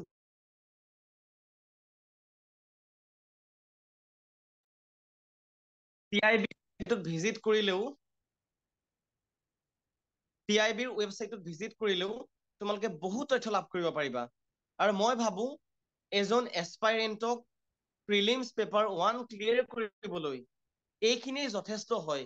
এই বস্তুখিনিয়ে যদি, এই বিষয়খিনিয়ে যদি তুমি সদায় পদ্ধতিগতভাৱে তুমি যদি অনুশীলন কৰা, তুমি তোমাৰ পেপাৰ 1 ক্লিয়াৰ হৈ যাব। ইয়াৰ পাছত আহিছো মই পেপাৰ 2ৰ প্ৰসংগলৈ। এইখনক আমি CSET বুলি কওঁ। অৰ্থাৎ ইয়াতো তোমাৰ কিছুমান প্ৰশ্ন আহিব। আটাইতকৈ বেছি প্ৰশ্ন আহে কম্প্ৰিহেনশ্যন স্কিল। কিছুমান পেছেজ দিয়া থাকিব। ইংৰাজীত কিছুমান পেছেজ দিয়া থাকিব। তাত ভাৰতৰ শিক্ষা ব্যৱস্থা, ভাৰতৰ ৰাজনৈতিক ব্যৱস্থা, এনেকে তুমি 5টা 6টা পেছেজ পাবা। আৰু এই পেছেজখিনি যদি তুমি খুব ভালদৰে কৰিব পাৰা, তাতে তোমাৰ যিটো কোৱালিফাইং মাৰ্কছ তুমি লাভ কৰিব পাৰিবা। ইয়াত 33% মাৰ্কছ পাব লাগে। এইখন মাত্ৰ কোৱালিফাইং পেপাৰ। ইয়াৰ মাৰ্কছটো প্ৰিলিমছৰ ফাৰ্ষ্ট পেপাৰৰ লগত কেতিয়াও যোগ নহয়। কিন্তু এই পেপাৰখনত তুমি 33% বা 33% লাভ কৰিবই লাগিব। যদি তুমি এই 33% লাভ নকৰা, তেতিয়া এই পেপাৰখনত তুমি ক্লিয়াৰ নোহোৱা, তুমি উত্তীৰ্ণ নোহোৱা এইখন পেপাৰত। আৰু CSET-ৰ বাবে মই প্ৰথমতে ক'ব খুজিছো যিটো বেছিক মেথমেটিক্স, এই বেছিক মেথমেটিক্সৰ বাবে তুমি ক্লাছ 10লৈকে বা 10ম শ্ৰেণীলৈকে যিখিনি পঢ়িলা, যিখিনি অংক শিকিলা, এইখিনি জানিলে যথেষ্ট। ইয়াতকৈ বেছি একো জানিব নালাগে। আৰু কম্প্ৰিহেনশ্যন স্কিলৰ বাবে তুমি কিছুমান মক টেষ্টো অনুশীলন কৰিব পাৰা। আজিকালি ইণ্টাৰনেটত বহুত মক টেষ্ট এভেইলেবল হৈ গৈছে। আৰু কোনোবাই যদি মোৰ লগতো যোগাযোগ কৰে বা ভৃগুদাৰ লগতো, ভৃগুমণি নাথৰ লগতো যদি যোগাযোগ কৰে, তোমালোকে এই সন্দৰ্ভত উপযুক্ত তথ্য লাভ কৰিব পাৰিবা। আৰু ময়ো ভাল পাম যদি তোমালোক সঁচাকৈ আগ্ৰহী হয়, তেতিয়া definitely I will try to give my level best to help you people. আৰু খালি অনুশীলন লাগিব। কাৰণ এনেকুৱা হৈ যায়, আমি দেখিছো চবেই ভাবিবা যে পেছেজখিনিহে, পেছেজখিনিৰ তলত কিছুমান কুৱেশ্যন আহে, এইখিনিতো আমি পেছেজখিনি পঢ়ি পঢ়ি পাৰি যাম। কিন্তু সেইটো একেবাৰে ভুল কথা। কাৰণ এইকাৰণেই কৈছো, ইয়াত টাইম মেনেজমেণ্ট বহুত ইম্পৰ্টেণ্ট হয়। যদি তুমি টাইম মেনেজমেণ্ট কৰিব নোৱাৰা, তুমি গমেই নাপাবা কেনেকৈ তোমাৰ 2-3 ঘণ্টা সময় পাৰ হৈ গুচি গ'ল।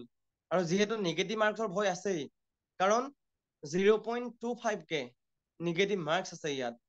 তুমি যদি ভুল কৰা, চাৰিটা প্ৰশ্নৰ ভিতৰত যদি তুমি এটা ভুল কৰা, তেতিয়া তোমাৰ 0.25 কটা যাব।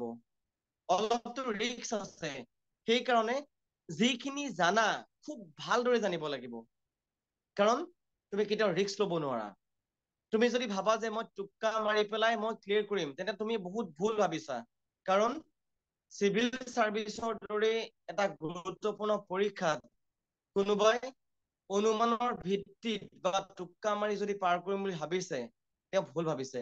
কাৰণ টোক্কা মাৰি কোনেও পাছ কৰিব নোৱাৰে এইটো পৰীক্ষা। আৰু ইয়াৰ লগতে এই CSAT-ত কুৱেশ্যন আহে বায়'ডাইভাৰ্চিটি আৰু এনভাইৰনমেণ্টেল এৱাৰনেছৰ ওপৰত। তাৰ বাবে তোমালোকে ইণ্টাৰনেটত যিবিলাক ৱেবছাইট থাকে, পৰিৱেশৰ যিবিলাক ৱেবছাইট থাকে, বা সাম্প্ৰতিক সময়ৰ যিবিলাক আমাৰ গ্লবেল ৱাৰ্মিং বা যেনেকুৱা জলবায়ুৰ বৈচিত্ৰতা, এইখিনি তুমি ইণ্টাৰনেটত চাৰ্চ কৰিলেও তুমি CSET পেপাৰ 2ৰ বাবে যথেষ্ট হ'ব বুলি মই ভাবো। আৰু ইয়াৰ লগত এটা খুব গুৰুত্বপূৰ্ণ বিষয় হ'ল ডিচিজন মেকিং আৰু লজিকেল ৰিজনিং। এই ডিচিজন মেকিঙৰ বাবে তুমি ফেক্ট, এছাৰশ্যন আৰু ৰিজন তুমি জানিব লাগিব। কাৰণ ইয়াত এটা পৰ্চন থাকিব এছাৰশ্যন, আৰু এছাৰশ্যনৰ তলত থাকিব ৰিজনটো। সেই এছাৰশ্যনৰ লগত ৰিজনটো কানেক্টেড হয় নে নহয়, বা কোনোবাটো প্ৰশ্ন এছাৰশ্যনো হয়তো ভুল হ'ব পাৰে, আৰু এছাৰশ্যন ভুল হ'লে ডেফিনেটলি ৰিজনটো ভুল হৈ যাব। এনেদৰে মানে বস্তুবিলাক তুমি খুব ভালদৰে চালি জাৰি চাই তুমি কুৱেশ্যন বিলাক এটেম্প কৰিব লাগিব। আৰু অনুমানৰ ভিত্তি কৰি যদি তুমি কুৱেশ্যন বিলাক এটেম্প কৰিবলৈ যোৱা, তেতিয়া তুমি CSET পেপাৰ ক্লিয়াৰ কৰিব নোৱাৰা। আকৌ কৈছো, এইখন পেপাৰ প্ৰথম পেপাৰৰ লগত কেতিয়াও যোগ নহয়। কিন্তু you have to secure at least 33%, অৰ্থাৎ 33% নম্বৰ কিন্তু তুমি লাভ কৰিবই লাগিব। আৰু প্ৰথম পেপাৰখনত তুমি ভাল কৰিলা, সেইখন তোমাৰ ক্লিয়াৰ আছে। যদি তুমি ছেকেণ্ড পেপাৰখনত তুমি ক্লিয়াৰ কৰিব নোৱাৰা, তেতিয়া কিন্তু তুমি প্ৰিলিমছত উত্তীৰ্ণ নোহোৱা। প্ৰিলিমছৰ সন্দৰ্ভত মই এইখিনি কথাই কলো, আৰু মই ভাবিছো মেইনছৰ প্ৰসংগতো কিছুমান কথা কব পাৰিম। সকলোৱে শুনি আছে? Am I audible to all of you? Yes. Okay sir, মই মেইনছৰ প্ৰসংগটো কিছুমান কথা ক'ব খুজিছো। ইয়াতে মই যেতিয়া এজন এটা কথা কৈ দিওঁ, কোনোবাই হয় মানে ছাৰ, ইয়াতে লিখিছে ছাৰ আপোনাৰ নোটটো দিয়ক। মই এটা কমেণ্ট দিছো অলৰেডি যে নোট পঢ়ি পেলাই কোনো চিভিল চাৰ্ভিচ ক্ৰেক কৰিব নোৱাৰে। যাৰ মেণ্টেলিটি হ'লে ছাৰৰ নোটটো লৈ পেলাই যাৰ মেণ্টেলিটি হ'ল যে মই চিভিল চাৰ্ভিচ ক্ৰেক কৰিম, তেওঁ পঢ়া শুনা নকৰাই ভাল হ'ব। Yes, sir. Thank you so much for your comment. আৰু ছাৰে লিখিছে, you cannot crack the exam by reading notes. Prepare by reading books, newspaper. Yes. মেইনছৰ প্ৰসংগলৈ যোৱাৰ আগতে ছাৰে যিখিনি কথা ক'লে, মই ভাবিছো ছাৰে খুব গুৰুত্বপূৰ্ণ আৰু সময় উপযোগী এটা খুব তেওঁ বিষয় উত্থাপন কৰিছে। আৰু ছাৰৰ লগত মই সম্পূৰ্ণ সহমত পোষণ কৰিছো। I am totally agree with his opinion. কাৰণ তুমি দেখিবা বৰ্তমান সময়ত ইমান কোচিং ইনষ্টিটিউট আছে, তাত হয়তো হাজাৰ হাজাৰ ছাত্ৰ ছাত্ৰী অধ্যয়ন কৰি আছে, কিন্তু আমি কেতিয়াবা খবৰ কৰি চাইছো নেকি এই যে কোচিং ইনষ্টিটিউটসমূহে নোট প্ৰভাইড কৰে, তেওঁলোকৰ এই নোটসমূহ যিসকল ব্যক্তিয়ে প্ৰিপেয়াৰ কৰে, তেওঁলোকে এই পৰীক্ষাটোৰ লগত জড়িত নেকি, বা তেওঁলোকে এই পৰীক্ষাটোত জীৱনত কেতিয়াবা দি পাইছিল নেকি, বা কেতিয়াবা উত্তীৰ্ণ হৈছে নেকি, এই কথাটো কিন্তু জনাটো খুব প্ৰয়োজন। হয়তো এই কথাটো শুনিলে বহুত কোচিং ইনষ্টিটিউটে বেয়া পাব, তথাপিও এই কথাটো কবই লাগিব। কাৰণ তুমি যদি বিষয়টোক সূক্ষ্মভাৱে অধ্যয়ন নকৰা, পদ্ধতিগতভাৱে অধ্যয়ন নকৰা, কেৱল এই বজাৰত পোৱা, মই কোচিং ইনষ্টিটিউট বুলিয়ে নহয়, এই বজাৰত বা পোৱা নোটখিনি পঢ়ি পেলাই তুমি কেতিয়াও, মই নাভাবো যে তুমি উত্তীৰ্ণ হ'ব পাৰিবা। কিন্তু নোটছে কেতিয়া হেল্প কৰে, যেতিয়া তুমি প্ৰাৰম্ভিক বস্তুখিনি তুমি খৰচি মাৰি অধ্যয়ন কৰি পঢ়িলা, তুমি থৰ ষ্টাডি কৰিলা, তাৰ পাছত যদি তুমি সময়টো, টাইমটো অলপ যদি মেনেজ কৰিব লাগে, তেতিয়া তোমাক নোটখিনি সহায় কৰিব। কিন্তু তুমি যদি ভাবা যে মই কোনো বিষয় ভালদৰে পঢ়া নাই, জীৱনত কোনোদিন NCERT কিতাপ পঢ়া নাই, এখন নিউজ পেপাৰ পঢ়া নাই, কোনোদিন ট্ৰিবিউন পঢ়া নাই, কোনোদিন হিন্দু পেপাৰখনৰ মই এডিটৰিয়েল পঢ়া নাই, একো নপঢ়াকে যদি তুমি কেৱল নোটখিনি পঢ়া, my question is that how can you crack the exam? Isn't it? এইটো অসম্ভৱ কথা এটা। কেৱল নোট পঢ়ি মই নাভাবো কোনোবাই এইটো এক্সাম ক্ৰেক কৰিব পাৰে বুলি।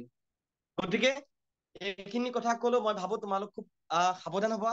কাৰণ হয়, কিছুমান দিল্লীত কিছুমান কোচিং ইনষ্টিটিউটে বহুত ভাল তেওঁলোকে পঢ়ায়, কিন্তু একে সময়তে আমি এইটো বস্তু খুব স্বীকাৰ কৰি লোৱা ভাল যে, কাৰণ পৰোক্ষভাৱে হলেও কিন্তু কোচিং ইনষ্টিটিউট বিলাকৰ তেওঁলোকৰ মন মগজুত এটা ব্যৱসায়িক চিন্তাধাৰা শিপাই থাকে। গতিকে এই কথাখিনি তোমালোকে নিজেই, যিহেতু তোমালোক স্নাতক বা তেনেকুৱা পৰ্যায় অধ্যয়ন কৰি আছা, তোমালোক খুব সূক্ষ্মভাৱে এই প্ৰেক্ষাপটসমূহ অৱলোকন কৰিবা, বিশ্লেষণ কৰিবা, আৰু কি কৰিলে ভাল হয়। মোৰ ক'ব লগাখিনি, মোৰ অভিমতখিনি মই আগবঢ়াইছো, তোমালোকে ইয়াৰ পাছৰখিনি নিজেই বিবেচনা কৰিবা। আৰু পৰৱৰ্তী সময়ত যদি এই সন্দৰ্ভত কিবা জানিব লগা থাকিলে, definitely I will try to help you. আৰু এতিয়া মই আহিছো মেইনছৰ প্ৰসংগলৈ। মেইনছত আমাৰ পেপাৰ থাকে 6খন। প্ৰথমতে মই এছে পেপাৰখনৰ পৰা ষ্টাৰ্ট কৰিব খুজিছো, আৰু প্ৰতিখন পেপাৰতে থাকে নম্বৰ 250, অৰ্থাৎ 250। এছে পেপাৰৰ বাবে এনেকুৱা নহয় যে তুমি কেৱল একদম হাই ফাই বা বহুত ষ্টেণ্ডাৰ্ড ইংলিছ লিখিব লাগিব, তেনেকুৱা কোনো কথা নাই। খালি your language should be grammatically correct, right? তুমি যিখিনি লিখিবা, এখনেই এছে লিখিব লাগে, তাত 250 নম্বৰ থাকে। তাত কেতিয়াবা শব্দ থাকিব 1000 শব্দ থাকিব, বা কেতিয়াবা 800 বা 500 শব্দ দিয়ে। 800ৰ পৰা 1000 শব্দৰ ভিতৰত তুমি এই ৰচনাখন বা এছেখন লিখিব লাগিব। আৰু এই এছেখনৰ বাবে যিবিলাক বাৰ্নিং ইছ্যু থাকে, আগতে আহিছিলে চিটিজেনশ্বিপ এমেণ্ডমেণ্ট এক্ট। এতিয়া যদি মই এখন এছে লিখিবলৈ যাওঁ চিটিজেনশ্বিপ এমেণ্ডমেণ্ট এক্টৰ ওপৰত, এই এক্টখনৰ লগত কোনবিলাক কনষ্টিটিউচনেল প্ৰভিজনছ জড়িত হৈ আছে, এই সম্পৰ্কেতো মই জানিবই লাগিব। আৰু এই এখনে আমাৰ ভাৰতত বা অসমত কেনেকুৱা ধৰণৰ প্ৰভাৱ পেলাব, ইয়াৰ ভাল প্ৰভাৱো থাকিব পাৰে, ইয়াৰ বেয়া প্ৰভাৱো থাকিব পাৰে। মানে এই বস্তুখিনি তুমি খুব সূক্ষ্মভাৱে বিশ্লেষণ কৰি তুমি পৰীক্ষাত লিখিব লাগিব। কাৰণ তুমিতো পঢ়িলেই নহব, কাৰণ তুমি যিখিনি বস্তু আয়ত্ত কৰিলা সেইখিনি তোমাৰ উত্তৰত, তোমাৰ আনচাৰত ৰিফ্লেক্ট হ'ব লাগিব, প্ৰতিফলিত হ'ব লাগিব। আৰু আজিকালি অসম চৰকাৰে এটা খুব ভাল ব্যৱস্থা কৰিছে, এইটো ক'ব লাগিব। কাৰণ যিসকল ছাত্ৰ ছাত্ৰীয়ে ভাবে যে মই ইংৰাজীত অলপ দুৰ্বল বা খুব মই ভাল ইংলিছ লিখিব নোৱাৰো, তেতিয়া তেওঁলোকে অসমীয়াটো কিন্তু উত্তৰ বহি লিখিব পাৰে। আজিকালি অসমীয়াটো লিখিব পাৰে। আৰু এই বৰ্ষতো এজন দুজন ছাত্ৰ ছাত্ৰীয়ে, হয়তো বেছি হ'ব এজন দুজনতকৈ, মই যিসকলক চিনি পাওঁ এজন দুজনৰ কথাই কৈছো সেইবাবে, তেওঁলোকে অসমীয়াত লিখি পেলাই কিন্তু এইবাৰ উত্তীৰ্ণ হ'বলৈ সক্ষম হৈছে। মানে language can not be a barrier. ভাষাটো কেতিয়াও তোমাৰ প্ৰস্তুতিৰ বাবে হেঙাৰ হ'ব নোৱাৰে। তুমি যদি খুব ভাল অসমীয়া লিখা বা তুমি যদি খুব ভাল ইংৰাজী লিখা, এই দুইটা ভাষাৰ যিকোনো এটাক তুমি আনচাৰত তুমি লিখিব পাৰিবা, অসমীয়াই হওক বা ইংৰাজীয়ে হওক। খালি তুমি এইটো লক্ষ্য কৰিব লাগিব, তুমি এছেখন লিখোতে তোমাৰ ভাষা শৈলী, তোমাৰ আৰম্ভণি কেনেকুৱা, তোমাৰ ফাইণ্ডিংছ, তুমি কেনেধৰণে তুমি ডিছকাশ্যন কৰিছা এছেখন, কোন কেইটা পাৰ্সপেক্টিভ লৈ তুমি এছেখন ডিছকাছ কৰিছা, আৰু যিটো বিষয় দিয়া থাকে উত্থাপিত বিষয়টোত কোনবিলাক তাত পজিটিভ গুণ আছে, কোনবিলাক নিগেটিভ আছে, এইখিনি ডিছকাশ্যন কৰি কনক্লুজন পাৰ্টটোত তুমি নিজৰ এটা অভিমত দিব লাগিব। You have to express your views. তুমি নিজৰ অভিমত প্ৰকাশ কৰিব লাগিব। খালি আমি মনত ৰাখিব লাগিব, আমি লিখা প্ৰতিটো বাক্যই যাতে বৈয়াকৰণিকভাৱে বা গ্ৰামাটিকেলি কাৰেক্ট হয়, এইটো কিন্তু খুব প্ৰয়োজন। এনেকুৱা নহয় যে তুমি বহুত হাই ফাই বা ষ্টেণ্ডাৰ্ড ইংলিছ লাগিব, তেনেকুৱা কোনো কথা নাই। তুমি খুব চিম্পুল, খুব সৰলকৈ লিখা, খালি গ্ৰামাটিকেলি তোমাৰ চেন্টেন্স খিনি শুদ্ধ হ'ব লাগিব। এছেইখনৰ বাবে তোমালোকে যিবিলাক সাম্প্ৰতিক সময়ত আমাৰ দেশত চলি থকা বাৰ্নিং টপিক, উদাহৰণস্বৰূপে এতিয়া ইউনিফৰ্ম চিভিল কোড, এই চিভিল কোডখন কি, এই কোডখনৰ বাবে মানে কেনেকুৱা ধৰণৰ প্ৰভিজনছ আছে, বা এই কোডখনে আমাৰ ধৰ্মীয় সংখ্যালঘুৰ ওপৰত কিবা বিৰূপ প্ৰভাৱ পেলাইছে নেকি, বা এই কোডখনৰ বাবে হিন্দু আৰু মুছলমান সম্প্ৰদায়ৰ মাজত কিবা বিভাজন হৈছে নেকি, বা কিবা সমতা স্থাপন হৈছে নেকি, এনেধৰণে তোমালোকে বিষয়বিলাক অৱলোকন কৰি আগবাঢ়ি যাবা। আৰু যিবিলাক চাবমিট হয় ভাৰত চৰকাৰৰ পৰা হওক বা যিবিলাক UN পৰা হয়, এই সম্পৰ্কতো তোমালোকে কিছুমান বিষয় খৰচি মাৰি পঢ়িব লাগিব। এছেৰ বাবে তোমালোকে বেচিকেলি বাৰ্নিং ইছ্যুবিলাকৰ লগত খুব জড়িত হ'ব লাগিব। আৰু এছেৰ বাবে মই তোমালোকক অনুৰোধ জনাও, আছাম ট্ৰিবিউন পেপাৰৰ যিটো এডিটৰিয়েল পেজ আছে, আৰু আমি ফল' কৰিছিলো লগতে হিন্দু পেপাৰখন, হিন্দু পেপাৰ আৰু আছাম ট্ৰিবিউনৰ যদি এডিটৰিয়েল পেজটো বা যিবিলাক পেজত ইণ্টাৰনেশ্যনেল, নেশ্যনেল আৰু ষ্টেট নিউজ থাকে, এইখিনি অলপ পুংখানুপুংখভাৱে বিশ্লেষণ কৰি তোমালোকে অধ্যয়ন কৰিবা। ইয়াৰ পাছত আহিছো যে এখন পেপাৰ, এতিয়া কোনো অপচনেল চাবজেক্ট যিহেতু নাই, ইয়াৰ পাছত আমি 5খন জেনেৰেল ষ্টাডিজৰ পেপাৰ থাকিব। এই প্ৰথমখন পেপাৰত থাকিব কালচাৰেল হেৰিটেজ আৰু ইণ্ডিয়ান হিষ্ট্ৰীৰ ওপৰত। অৰ্থাৎ ভাৰতবৰ্ষৰ যিটো সাংস্কৃতিক বৈভৱ বা ঐতিহ্য, এই ঐতিহ্যত কোনখন দেশৰ কোনসকল ব্যক্তিয়ে কোন সংগীতেই হওক বা অভিনয়ে হওক বা বিভিন্ন যি 64টি কলা আছে, এই কলাত কোন ক্ষেত্ৰত তেওঁলোকে কি পাৰদৰ্শিতা দেখাইছে, তোমালোকে সেইখিনি জানিব লাগিব। আৰু মই ভাৰত বুৰঞ্জীৰ বিষয়ে আগতীয়াকে কৈছোৱেই, R.S. শৰ্মা, সতীশ চন্দ্ৰ আৰু স্পেকট্ৰামৰ যিখন কিতাপ আছে, এইকেইখন ফল' কৰিলেই তোমালোকে প্ৰথম পেপাৰখনৰ বাবে যথেষ্ট বুলি মই ভাবিছো। খালি ইয়াত তোমালোকে লং আনচাৰ লিখিব লাগিব। আৰু তাত প্ৰশ্নবিলাকত লিখা থাকে, কুৱেশ্যনটোৰ কিনাৰত ব্ৰেকেটত লিখা থাকে উইদিন 200 words, উইদিন 500 words। আৰু তোমালোকে শব্দৰ যিটো লিমিট থাকে, সেই লিমিটটো ইমান ক্ৰছ কৰাৰ প্ৰয়োজন নাই। 500 শব্দ হলে তোমাৰ এটা দুটা শব্দ বাঢ়িব পাৰে, কিন্তু 500ৰ ঠাইত তুমি 600 শব্দ নিলিখিলেও হৈ যায়, সেইটো অপ্ৰয়োজনীয়। কাৰণ যিহেতু টাইম মেনেজমেন্টৰ কথা আছে, গতিকে তুমি যি টি কথা লিখিব নোৱাৰা, একদম পুৰা ফেকচুৱেলি কাৰেক্ট হ'ব লাগে, আৰু 2টা পইণ্ট লিখিলেও হৈ যায়। ইয়াৰ পাছৰ পেপাৰখন আহিলে চায়েন্স এণ্ড টেকনলজি আৰু বায়'ডাইভাৰ্চিটি, এনেকুৱা বিষয় আছে ইয়াত। চায়েন্সৰ ওপৰত মই আকৌ কৈছো, তোমালোকে ক্লাছ 10লৈকে যিখিনি পঢ়িছিলা সেইখিনি পঢ়া, আৰু স্পেচ চায়েন্সেই হওক, নেনো টেকনলজিয়ে হওক, ইয়াৰ যিবিলাক গুৰুত্বপূৰ্ণ বস্তু আছে এইখিনি তোমালোকে অধ্যয়ন কৰিবা। মহাকাশযানৰ ক্ষেত্ৰত ইণ্ডিয়াৰ অগ্ৰগতি কেনেকুৱা, বা আমাৰ অসমৰ কোনসকল চাইণ্টিষ্ট এই ক্ষেত্ৰত গুৰুত্বপূৰ্ণ ভূমিকা পালন কৰিছে, জিতেন্দ্ৰনাথ গোস্বামী কিয় বিখ্যাত, কেৱল জিতেন্দ্ৰনাথ গোস্বামীয়ে নহয়, ইছৰোৰ যিসকল চাইণ্টিষ্ট আছে তেওঁলোকে কি ধৰণৰ ৰকেট লঞ্চ কৰিছিল এইবিলাক জানিব লাগিব। নাছাই বৰ্তমান সময়ত কি কৰি আছে, নাছাৰ কোনসকল বৈজ্ঞানিকে কি গুৰুত্বপূৰ্ণ ভূমিকা পালন কৰি আছে এইসমূহ জানিব লাগিব। আৰু বায়'ডাইভাৰ্চিটিৰ বাবে মই আকৌ কৈছো, ইমান টান নহয়, ইণ্টাৰনেটত চাৰ্চ কৰিলেও তোমালোকে কিছুমান বস্তু পাই যাবা, মেটেৰিয়েলছ এভেইলেবল আছে। আৰু আকৌ কৈছো, ইনচাইটছ অন ইণ্ডিয়া IS যিটো ৱেবছাইট আছে, খুব এটা বিশ্বাসী ৱেবছাইট।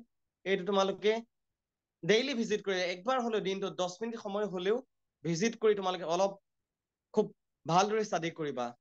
ইয়াৰ পাছত এখন পেপাৰ আছে, সেইখন হ'ল ইণ্ডিয়ান পলিটি এণ্ড গভৰ্নেন্স কনষ্টিটিউশ্যনৰ ওপৰত।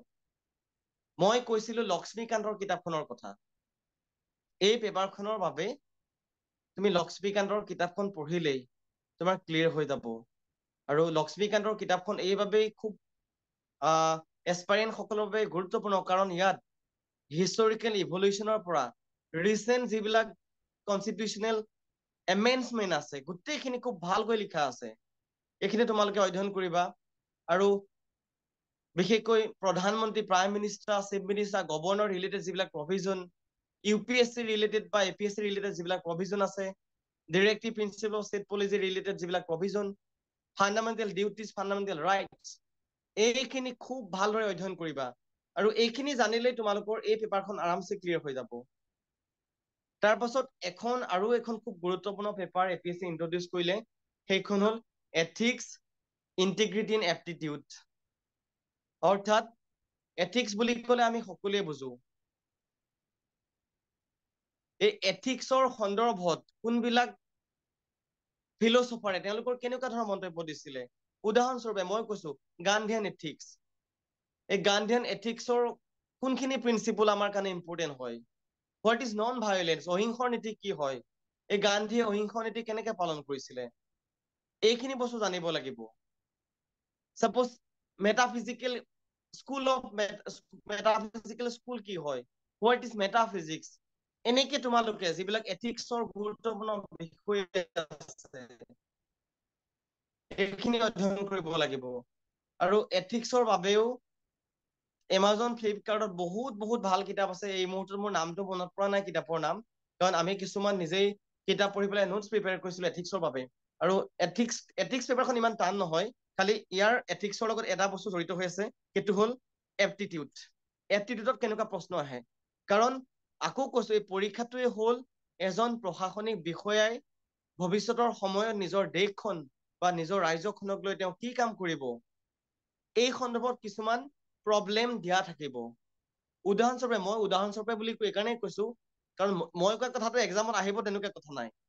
চাপোজ তুমি এজন প্ৰশাসনিক বিষয়া, ইউ আৰ চিভিল চাৰ্ভেণ্ট, তোমাক যদি তোমাৰ অফিচত কোনোবা কৰ্মচাৰীয়ে ঘোচ দিবলৈ আহে, সেইটো সময়ত তুমি ঘোচটো গ্ৰহণ কৰি তুমি দুৰ্নীতিক প্ৰশ্ৰয় দিবা নে নিদিয়া, নে তুমি তেওঁক কেনেকে বুজাবা, এথিক্সৰ তুমি কি নীতি এপ্লাই কৰিবা, তেওঁক তুমি কবা নেকি যে হয় আপুনি এইটো বহুত ভুল কাম কৰিছে, যে দুৰ্নীতি কৰাটো ভাল নহয়, এইটো তোমাৰ ষ্টেণ্ড হব, নে তুমি তেওঁ দিয়া পইচাটো তুমি বেগ জৰিয়তে তুমি লৈ ললা, চকীৰ তলেদি তুমি পইচাটো সৰকাই ললা। তেনেকুৱা ধৰণৰ কিছুমান আজিকালি প্ৰব্লেম ফিগাৰ দিয়ে। আৰু ইয়াত আকৌ কৈছো, ছাৰে কোৱাৰ দৰে, তোমাৰ অধ্যক্ষ মহোদয়ে কোৱাৰ দৰে, এই কথাখিনি তুমি চল্ভ কৰিবলৈ হলে, সমাধান কৰিবলৈ হলে, তোমাৰ মন মগজুত কিছুমান এথিক্সৰ নীতি খুব স্পষ্টভাৱে থাকিব লাগিব। তুমি হাৱাত উৰি, বতাহত উৰি পেলাই তুমি এই প্ৰব্লেম বিলাকৰ কেতিয়াও সমাধান সূত্ৰ উলিয়াব নোৱাৰিবা। তুমিতো কলেই নহব যে মই তেতিয়া তেওঁ যদি মোক ঘোচ দিয়ে মই ঘোচটো প্ৰত্যাখ্যান কৰিম, বা তুমি কবা নেকি যে মই তেওঁক পুলিচৰ হতুৱাই ধৰাই দিম বা প্ৰশাসনৰ হতুৱাই ধৰাই দিম, তেওঁক জেললৈ পঠিয়াই দিম, তেনেকে তুমি কবা নে তুমি সৎ পথলৈ ঘূৰাই আনিবা। মানে এই প্ৰব্লেম ফিগাৰ বিলাক চল্ভ কৰিবলৈ হলে তুমি এনেদৰে ষ্টাডি কৰিব লাগিব। এই পেপাৰখনৰ নাম হ'ল এথিক্স, ইন্টিগ্ৰিটি এণ্ড এপ্টিটিউড। এনেকুৱা ধৰণৰ কিছুমান 10টা 15টা তোমাৰ প্ৰব্লেম দিয়া থাকিব, তাত তুমি চল্ভ কৰিব লাগিব। লগতে এথিক্সৰ যিবিলাক স্কুল আছিলে, ছাপোজ গান্ধীয়ান এথিক্স, তেওঁলোকৰ নীতি কি হয়, এই বস্তুখিনি জানিব লাগিব। কেৱল ইণ্ডিয়ান এথিক্স বুলিয়ে নহয়, আগতে তোমাৰ ৱেষ্টাৰ্ণ এথিক্সৰ কোনবিলাক থিয়ৰী আমাৰ বাবে ইম্পৰ্টেণ্ট হয়, হেগেলে কি কৈছিলে, হোৱাট ইজ মাষ্টাৰ শ্লেভ ডাইলেক্টিক্স, এনেকুৱা ধৰণৰ যিবিলাক আমাৰ বেচিক কনচেপ্ট আছে, এইখিনি তোমালোকে খুব চালি জাৰি সূক্ষ্মভাৱে অধ্যয়ন কৰিব লাগিব। ইয়াৰ পাছত আৰু এখন খুব গুৰুত্বপূৰ্ণ পেপাৰ হ'ল, সেইখনত আহে তোমাৰ আছাম ইকনমি। কেৱল আছাম ইকনমি বুলিয়ে নহয়, আছাম পেপাৰ, এখন আছাম পেপাৰ বুলিয়ে কওঁ আমি। ইয়াত অসমৰ বুৰঞ্জী, অসমৰ সাহিত্য, অসমৰ ভাষা, অসমৰ কলা সংস্কৃতি, অসমৰ ভৌগোলিক অৱস্থিতি, এই গুৰুত্বপূৰ্ণ প্ৰতিটো বিষয় তাত কুৱেশ্যন আহে। আৰু আছাম হিষ্ট্ৰীৰ বাবে তোমালোকে প্ৰিলিমছত যে কৈছিলো, এই প্ৰিয়ম গোস্বামীৰ কিতাপখন বা আছাম ইয়েৰ বুক, এই গোটেইখিনি বস্তু পঢ়িব লাগিব। কাৰণ প্ৰিলিমছত আমাৰ MCQ আহে, মাল্টিপল চইচ কুৱেশ্যন আহে। ইয়াত কিন্তু আমি উত্তৰ লিখিব লাগিব, তাকো এখন 250 নম্বৰৰ কুৱেশ্যন পেপাৰ। এই 250 মাৰ্কছৰ কুৱেশ্যন পেপাৰখন তুমি কৰিব লাগিব। ইয়াত 30টাৰ পৰা 50টাৰ ভিতৰত কুৱেশ্যন আহিব। আৰু তাত প্ৰতিখন পেপাৰতে ৱৰ্ড লিমিট থাকিব। গতিকে এই আছাম পেপাৰখনৰ বাবে তোমালোকে বেচিকেলি ইয়াতো আহোম ডাইনেষ্টিৰ ওপৰতে আটাইতকৈ বেছি কুৱেশ্যন দেখিছো। কিন্তু আজিকালি কি হৈছে, আজিকালি ইতিহাসৰ যিবিলাক গুৰুত্বপূৰ্ণ চৰিত্ৰৰ লগতে কিন্তু যিবিলাক চৰিত্ৰক আমাৰ বুৰঞ্জীয়ে ঢুকি পোৱা নাই, বা যিবিলাক চৰিত্ৰ আমাৰ বুৰঞ্জীত অন্তৰ্ভুক্ত হোৱা নাই, তাৰ ওপৰতো কুৱেশ্যন আহে। এই বছৰ কুৱেশ্যন আহিছিলে বা প্ৰশ্ন আহিছিল চন্দ্ৰপ্ৰভা শইকীয়ানীৰ ওপৰত। 200 মান শব্দৰ ভিতৰত লিখিবলৈ দিছিলে। এতিয়া মই যদি কওঁ যে চন্দ্ৰপ্ৰভা শইকীয়ানী কোন হয়, তেওঁ অসম বুৰঞ্জীত কিয় বিখ্যাত, বা চন্দ্ৰপ্ৰভা শইকীয়ানীয়ে তেওঁ স্বাধীনতা সংগ্ৰামী আন্দোলনত তেওঁৰ অৱদান কেনেকুৱা আছিলে, বা নাৰী শিক্ষাৰ বাবে চন্দ্ৰপ্ৰভা শইকীয়ানীৰ অৱদান বা কণ্ট্ৰিবিউশ্যন কি আছিলে, আমাৰ আনচাৰ বিলাক এনেকুৱা হ'ব লাগিব। মানে চন্দ্ৰপ্ৰভা শইকীয়ানী নামৰ এই ব্যক্তিগৰাকী কিহৰ বাবে বিখ্যাত, তেওঁ কি কৰিলে, এই কথাখিনি আমাৰ উত্তৰত একদম ৰিফ্লেক্ট হ'ব লাগিব। আৰু কনকলতা যিমানে ইম্পৰ্টেণ্ট, তেনেকে চন্দ্ৰপ্ৰভা শইকীয়ানীও ইম্পৰ্টেণ্ট হয়। আৰু এতিয়া লাচিত বৰফুকন, আগতে এটা সময় আছিলে যিটো সময়ত লাচিত বৰফুকনক ভাৰতবৰ্ষই চিনি পোৱা নাছিলে। কিন্তু আজি কিন্তু চৰকাৰে বা যিসকল যাৰ মনত খুব এটা হিষ্টৰিকেল কনচিয়াছনেছ আছে, বা এটা ইতিহাস সচেতন মন আছে, তেওঁলোকে কিন্তু আজি লাচিতক গুৰুত্ব দিছে। আৰু ময়ো এজন অসমীয়া হিচাপে এই লাচিত বৰফুকনে যে এজন জাতীয় বীৰ মৰ্যাদা পাইছে, খুব মানে গৌৰৱ অনুভৱ কৰো। কাৰণ ইয়াত কোনোবা আমি ৰাজনৈতিক দল এনেকুৱা কোনো কথা নাই, কিন্তু যিটো বিষয় সত্য, যি দলেই নকৰক বা যি চৰকাৰেই নকৰক, যিটো বিষয় সত্য, এই বস্তুখিনি আমি সদায় একচেপ্ট কৰি ল'ব লাগে। আৰু এতিয়া খুব ভাল কথা যে লাচিত বৰফুকনৰ যিখিনি তেওঁৰ খুব মানে ইতিহাসত কি কাৰণে গুৰুত্বপূৰ্ণ, লাচিত বৰফুকন এই শৰাইঘাটৰ ৰণত তেওঁৰ কি ভূমিকা আছিলে, এনেকুৱা বস্তুখিনি খুব মানে এতিয়া খুব পদ্ধতিগতভাৱে অসমৰ ইতিহাসত লিপিবদ্ধ হবলৈ আৰম্ভ কৰিছে। আৰু এই লাচিত বৰফুকনৰ বিষয়ে তোমালোকে ভালদৰে অধ্যয়ন কৰিব লাগিব। কেৱল লাচিতেই নহয়, আমাৰ স্বাধীনতা সংগ্ৰামত যিসকল অসমৰ বীৰ বীৰাংগনাই, এনেকুৱা হ'ব পাৰে ছাপোজ আজি ধুবুৰীৰ পৰা কোনসকল বীৰ বীৰাংগনাই স্বাধীনতা সংগ্ৰামত অংশগ্ৰহণ কৰিছিলে, তেনেকুৱা যিবিলাক মাইনৰ কেৰেক্টাৰ আছে, তোমাৰ অঞ্চলতো তেনেকুৱা ধৰণৰ কিছুমান কেৰেক্টাৰ থাকিব পাৰে। এই কেৰেক্টাৰ খিনিক কিন্তু উলিয়াই অনাৰ দায়িত্ব তোমালোকৰ হয়। আৰু APSCয়ে আজিকালি এই মাইনৰ কেৰেক্টাৰ বিলাকৰ ওপৰতো কিন্তু প্ৰশ্ন দিয়া ইতিমধ্যে তেওঁলোকে আৰম্ভ কৰিছে। আৰু এইখিনিয়ে হ'ল এই 5খন পেপাৰৰ ওপৰত মই কলো, basically cultural heritage in Indian history, science and technology, Indian politic, governance and constitution, ethics, integrity and aptitude, Assam paper আৰু এছে পেপাৰ। অৰ্থাৎ এই মূল পৰীক্ষাত বা মেইনছত এই 6টা বিষয়ৰ ওপৰত 6খন পেপাৰ থাকিব। আৰু প্ৰতিখন পেপাৰৰ বাবে তোমাৰ নম্বৰ থাকিব 250, অৰ্থাৎ 250 into 6। গতিকে তুমি যিখিনি মই কথা কলো, এইখিনি বস্তু বা বিষয় তোমালোকে পদ্ধতিগতভাৱে খুব ভালদৰে অধ্যয়ন কৰিব লাগিব। আৰু আকৌ কৈছো, কোনো শ্বৰ্টকাট নাই APSCত। You have to be mentally strong. তুমি নিজেই এই যাত্ৰাটোত তুমি নিজেই নিজৰ সাহস হ'ব লাগিব। আৰু এনেকুৱা নহয় যে তুমি মেট্ৰিক বা হায়াৰ ছেকেণ্ডেৰী কিমান চোকা আছিলা, এইবিলাক মেটাৰ নকৰে। মাত্ৰ এই বিষয়সমূহ তুমি স্মাৰ্টলি, মই আকৌ কৈছো কেৱল হাৰ্ড লেবাৰ কৰিলেই নহয়, হাৰ্ড লেবাৰ লগতে স্মাৰ্ট ষ্টাডিৰ খুব প্ৰয়োজন, যিটো মই নিজেই বিলিভ কৰো। তুমি হাৰ্ড লেবাৰ কৰিছা ঠিক আছে, কিন্তু তাৰ লগতে তুমি স্মাৰ্টলি এই বিষয়সমূহ কেনেদৰে অধ্যয়ন কৰিছা বহুত গুৰুত্বপূৰ্ণ হয়। আৰু তোমালোকৰ এই যাত্ৰাত তোমালোক নিজেই নিজৰ সাহস হ'ব লাগিব। তুমি এনেকুৱা হলে নহব যে মোৰ লগৰ কোনোবাই APSC পাই গল বা কোনোবাই পুলিচ বিভাগত চাকৰি পালে, কিন্তু মই এতিয়া APSCৰ বাবে লাগি আছো, এনেকুৱা তোমাৰ মন মগজুত এনেকুৱা চিন্তাই মানে সিপালে নহব। আৰু এনেকুৱা হয় বিগত সমস্যা দেখিছো ন, হয়তো তোমাৰ ঘৰৰ ওচৰত বা তোমাৰ সমাজৰ কোনোবা ব্যক্তিয়ে কব যে বহুতে আমুকে আমুকে চাকৰি পালে আৰু মানে তোমালোকে কি কৰি আছা। মই এইকাৰণেই এই কথাটো কৈছো, কাৰণ বিগত সমস্যাত দেখিছো। কাৰণ এই ব্যক্তিসকলৰ পৰা মই ভাবো তোমালোক দূৰত থাকা। তোমাৰ হয়তো কোনোবা ঘৰৰ মানুহ হব পাৰে, তোমাৰ কোনোবা খুৰা খুৰী পেহা পেহী এনেকুৱা বহুত ব্যক্তি হব পাৰে, যিয়ে তোমাক প্ৰতিটো সময়তে এটা নিগেটিভ, এটা খুব নেতিবাচক দৃষ্টিভংগীৰে তোমাক হেয় কৰিবলৈ চাই থাকিব। কিন্তু you have to prove yourself. আৰু যদি তুমি সঁচাকৈ অনেষ্ট হয়, যদি তুমি সঁচাকৈ সততাৰে তুমি প্ৰশাসনিক সেৱাৰ বিষয়ে হবলৈ আগবাঢ়িছা, এই বিষয়কেইটা তোমালোকে গুৰুত্ব দিবা। মই আকৌ কৈছো, বহুত এটা দীঘলীয়া জাৰ্ণি আচলতে, প্ৰিলিমছৰ পাছত মেইনছ, এতিয়া প্ৰিলিমছ হ'ব, তাৰ তিনিমাহ বা 4 মাহৰ পাছত মেইনছ, তাৰ আকৌ 3 মাহৰ পাছত ভাইভা, ভাইভাৰ 1-2 মাহৰ পাছত ৰিজাল্ট। 1-1.5 বছৰে এটা খুব দীঘলীয়া যাত্ৰা। এই যাত্ৰাত তুমি মানসিকভাৱে সবল হবই লাগিব। যদি তুমি মানসিকভাৱে সবল নোহোৱা, তুমি যদি ভাগি পৰা, প্ৰতিটো মুহূৰ্ততে যে তুমি ভাগি পৰিব খোজা, তুমি যদি কেৱল ডিপ্ৰেশ্যনত থাকা, তেতিয়া নহব। তুমি কেতিয়াও এই এক্সামটো তেতিয়া ক্লিয়াৰ কৰিব নোৱাৰিবা। ইয়াৰ পাছত আহি গল ভাইভা। ভাইভা বা ইণ্টাৰভিউ নম্বৰ থাকে 275 নম্বৰ। আৰু এই ভাইভাৰ বাবে তুমি যিখন বায়'ডাটা তুমি মেইনছৰ বাবে আপলোড কৰিবা, তাত তোমাৰ হবি কি হয়, তুমি কোনটো ফিল্ডৰ লগত জড়িত, বা তোমাৰ পূৰ্বৰ কিবা অভিজ্ঞতা আছে নেকি, কিবা খণ্ডত কোনোবা ব্যক্তিগত বা ৰাজহুৱা খণ্ডত কাম কৰাৰ, মানে তুমি ইংৰাজী বা অসমীয়াত তুমি প্ৰফিচিয়েণ্ট হয় নে নহয়, বা তুমি কিমান ভাষা জানা, এনেকুৱা ধৰণৰ তুমি এখন বায়'ডাটা বনাব লাগিব। আৰু ভাইভাত বেচিকেলি তোমাৰ বায়'ডাটাখনৰ সন্দৰ্ভতে তোমাক বেছি কুৱেশ্যন কৰিব। আৰু এনেকুৱাও হয়, এইবছৰ যিহেতু আমি দেখিছিলো যে তুমি চাপোজ বিহু অসমৰ প্ৰাণ, এই বিহু সন্দৰ্ভত প্ৰফুল্লদত্ত গোস্বামীয়ে কেনেকুৱা গৱেষণা কৰিছিল, তোমাক এনেকুৱাও প্ৰশ্ন সুধিছে এইবাৰ।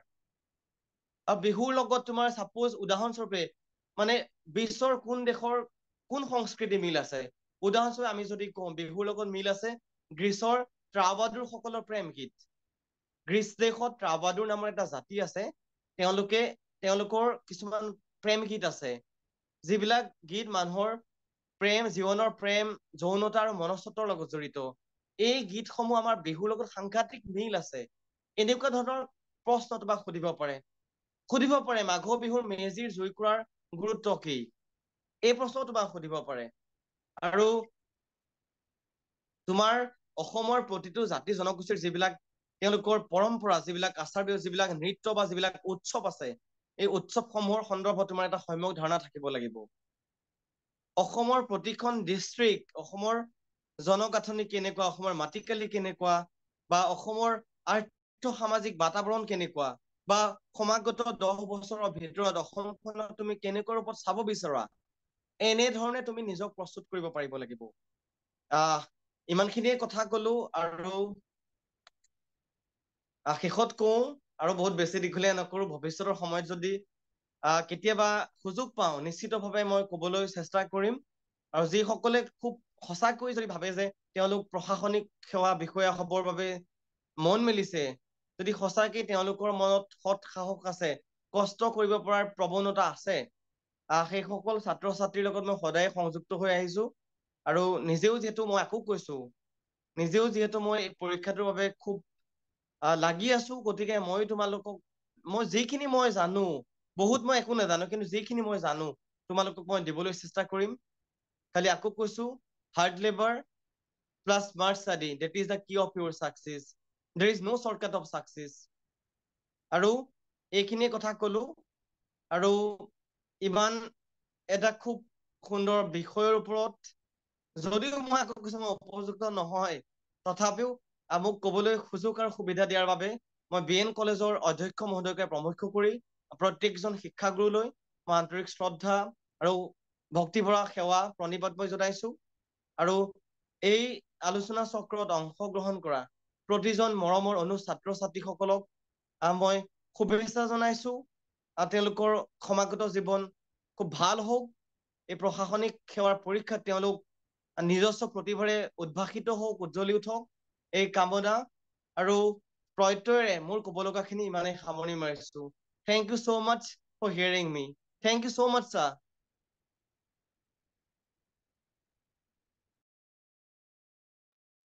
Thank you. Thank you. শুনিছেনে? Hello? Can you hear me? Yes, sir, you are audible. yes sir yes sir yes sir yes sir So thank you for your very, very in-depth analysis of the APSC or APSC exam. So মই ভাবিছোঁ যে আমাৰ ছাত্ৰ ছাত্ৰীসকলৰ কাৰণে এইটো helpful হ'ব। গতিকে over to Sumit again. তাৰ Thank আগতে you so much. এটা কথা যে ইয়াতে এটা কন্ট্ৰভাৰ্সি অকমান হৈ আছে যে কোনোবাই লিখিছে যে নোট কন্ট্যাক্ট নাম্বাৰ বিচাৰিছে নোট নহয় কিন্তু সেই নোট বিচাৰিছিলে কোনোবাই আৰু সেই চেটটো ডিলিট কৰি দিছে এতিয়া গতিকে এইটো লৈ আৰু কন্ট্ৰভাৰ্সি কৰিব নালাগে নোট বিচাৰিছিলে কাৰণে মই নোট দিয়া নহ'ব বুলি লিখিছো কন্ট্যাক্ট নাম্বাৰ নহয় excuse me sir অকমান সৰু কথা এটা মই ক'ব খুজিছো হয় মানে মই ছাত্ৰ ছাত্ৰীসকলক এইটো কথা খুব বিনয়েৰে ক'ব খুজিছো তেওঁলোকে নোট পঢ়ক তাত মই ক'ব লগা একো নাই কিন্তু প্ৰথমতে মই কৈছো যে বজাৰৰ নোটখিনি পঢ়িব নালাগে প্ৰথমতে APSCৰ চিলেবাছটো তেওঁলোকে প্ৰিণ্ট আউট কৰি উলিয়াই লওক চিলেবাছটো ভালদৰে পঢ়ি চিলেবাছটো মুখস্থ কৰক আৰু মুখস্থ কৰি কৰাৰ পাছত মই যিখিনি কথা ক'লো বা যিবিলাক মই কিতাপৰ নাম উল্লেখ কৰিলো এই কিতাপসমূহ তেওঁলোকে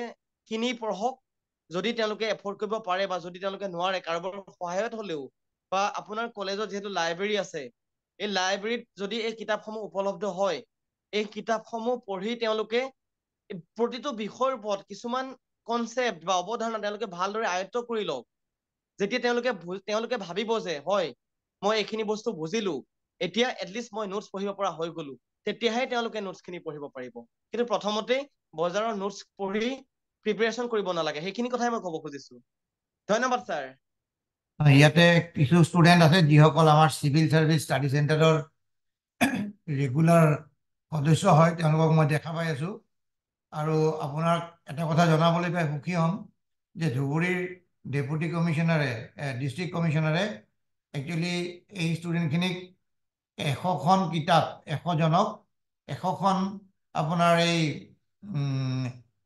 ইণ্ডিয়ান পলিটি কিতাপখন এওঁলোকক ডনেট কৰিছে এওঁলোকৰ লগত পাৰ্চনেলি আছে আৰু হিষ্ট্ৰীৰো খুব সম্ভৱ RK শৰ্মাখন এওঁলোকক ডনেট কৰা আছে সবৰে নহয় ইয়াত যিসকল পাৰ্টিচিপেণ্ট আছে তাৰে কিছুমান আছে ইয়াতে চিভিল সাৰ্ভিস ষ্টাডি চেণ্টাৰত এওঁলোকৰ বয়স কম হোৱাৰ কাৰণে এওঁলোক এইবাৰ এপিয়াৰ কৰিব নোৱাৰিব তথাপি এওঁলোকে যদি এনেকুৱা ধৰণৰ প্লেটফৰ্মবিলাকত আহি পেলাই ইণ্টাৰেক্ট কৰে তেওঁলোকে নিশ্চয় ভৱিষ্যতত এওঁলোক লাভৱান হ'ব ইয়াতে বহুত কেইজন আমাৰ তেনেকুৱা ষ্টুডেণ্ট মই দেখা পাইছোঁ গতিকে তোমালোকক ছাৰে যেনেকৈ ক'লে তেনেকৈ তোমালোক আগবাঢ়ি যাবা এইটো আমি আশা ৰাখিছোঁ আৰু যিসকলে এইবাৰ এপিয়াৰ হ'ব যিসকলৰ এই ডনেটেড কিতাপ পোৱা নাই কলেজৰ পৰা এই RK শৰ্মা আৰু আমাৰ ইণ্ডিয়ান পলিটিৰ কিতাপখন মই নামটো খালি পাহৰিছোঁ ইণ্ডিয়ান পলিটিৰ কিতাপখনৰ খুব ফেমাছ কিতাপ লক্ষ্মীকান্ত ছাৰ লক্ষ্মীকান্তৰ কেইবাখনো copy more than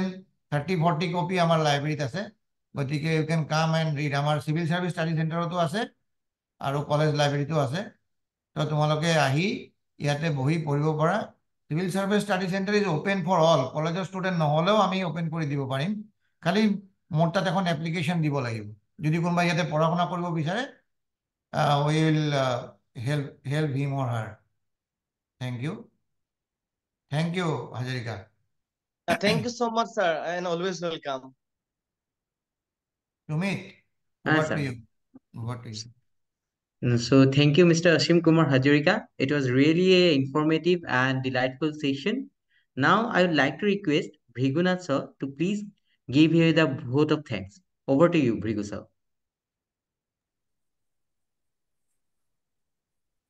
Thank you, Subhit sir. সকলকে শুভ সন্ধ্যা। আজি এই অনলাইন প্লেটফৰ্মৰ যোগেদি সমবেত হোৱা সকলকে ভোলানাথ কলেজ কৰ্তৃপক্ষৰ তৰফৰ পৰা স্বাগতম জনাইছো। মোক ভোট অফ থেংকছ দিবলৈ কোৱা হৈছে, কিন্তু মই এটা সৰু আমাৰ অধ্যক্ষ মহোদয়ৰ অনুমতি লৈ এটা সৰু প্ৰশ্ন ছাত্ৰ ছাত্ৰীসকলক সুধিব খুজিছো। ছাৰ, Yes, yes, হয়। চিভিল ছাৰ্ভিচৰ সম্পৰ্কে কওঁতে APSCত অহা মই 3টা প্ৰশ্ন সুধিম। ছাত্ৰ বন্ধুসকলে যদি সহযোগিতা কৰে সুখী হ'ম। আচ্ছা, 1 মিনিট। এই সুজিত চক্ৰৱৰ্তীটো আছে না? দৰকাৰ হ'লে ষ্টুডেণ্ট যাতে নিজকে আনমিউট কৰিব পাৰে বা নহ'লে চেট বক্সত দিব সিহঁতে। আনমিউট কৰিব পাৰিব স্যাৰ, যিজনে বিচাৰে নিজে আনমিউট কৰিব পাৰিব মাইক। ঠিক আছে। ছাত্ৰ বন্ধুসকল, মোৰ এটা সৰু বিগত বৰ্ষত অহা প্ৰশ্ন হ'ল যে ইয়াণ্ডাবু সন্ধি কাৰ কাৰ মাজত হৈছিল? অপশ্যনত আছিলে ব্ৰিটিছ আৰু মানৰ মাজত, ব্ৰিটিছ আৰু আহোমসকলৰ মাজত, ব্ৰিটিছ আৰু চুতীয়াসকলৰ মাজত, ব্ৰিটিছ আৰু কছাৰীসকলৰ মাজত। এতিয়া কোন দুটা পক্ষৰ মাজত ইয়াণ্ডাবু সন্ধি হৈছিল বাৰু? Sir, please repeat the options. Actually, British and Ahoms, British and Burmese, British and Kosaris, British and Sutias. কিন্তু মই জানোতে মই কিন্তু কেমিষ্ট্ৰি পঢ়িছিলো। এই ষ্টুডেণ্টসকল কোৱা। Sir, British and Burmese. British and Burmese. Thank you. এইটো শুদ্ধ হৈছে, কিন্তু বহুতে ব্ৰিটিছ এণ্ড আহোমছ লিখিছিলে, সেইটো ভুল। ধন্যবাদ জনাইছো মই উত্তৰ দিয়াগৰাকীক। আৰু এটা মই প্ৰশ্ন খুজিছো। এলাহাবাদ পিলাৰ ইনস্ক্ৰিপশ্যন বাই হৰিচেন, দ্বিতীয় চন্দ্ৰগুপ্তৰ এখন বিখ্যাত লিপি হ'ল এলাহাবাদ পিলাৰ ইনস্ক্ৰিপশ্যন। সেই এলাহাবাদ পিলাৰ ইনস্ক্ৰিপশ্যনত আমাৰ প্ৰাচীন কামৰূপৰ কেইটুকুৰামান ঠাইৰ নাম আছে। প্ৰশ্নটো তেনেকেই আহিছিলে, ঠাই কেইটুকুৰা কি কি? তাত অপশ্যন আহিছিলে কামৰূপ সমতট দবকা, 1 নম্বৰ অপশ্যন আছিলে কামপীঠ, ৰত্নপীঠ, সৌমাৰপীঠ, সুবৰ্ণপীঠ, কামৰূপ সমতট কপিলি, এনেকে 3টা, আৰু এটা অপশ্যন আহিছিলে। এই অপশ্যন কেইটাৰ ভিতৰত বাৰু কোনটো শুদ্ধ?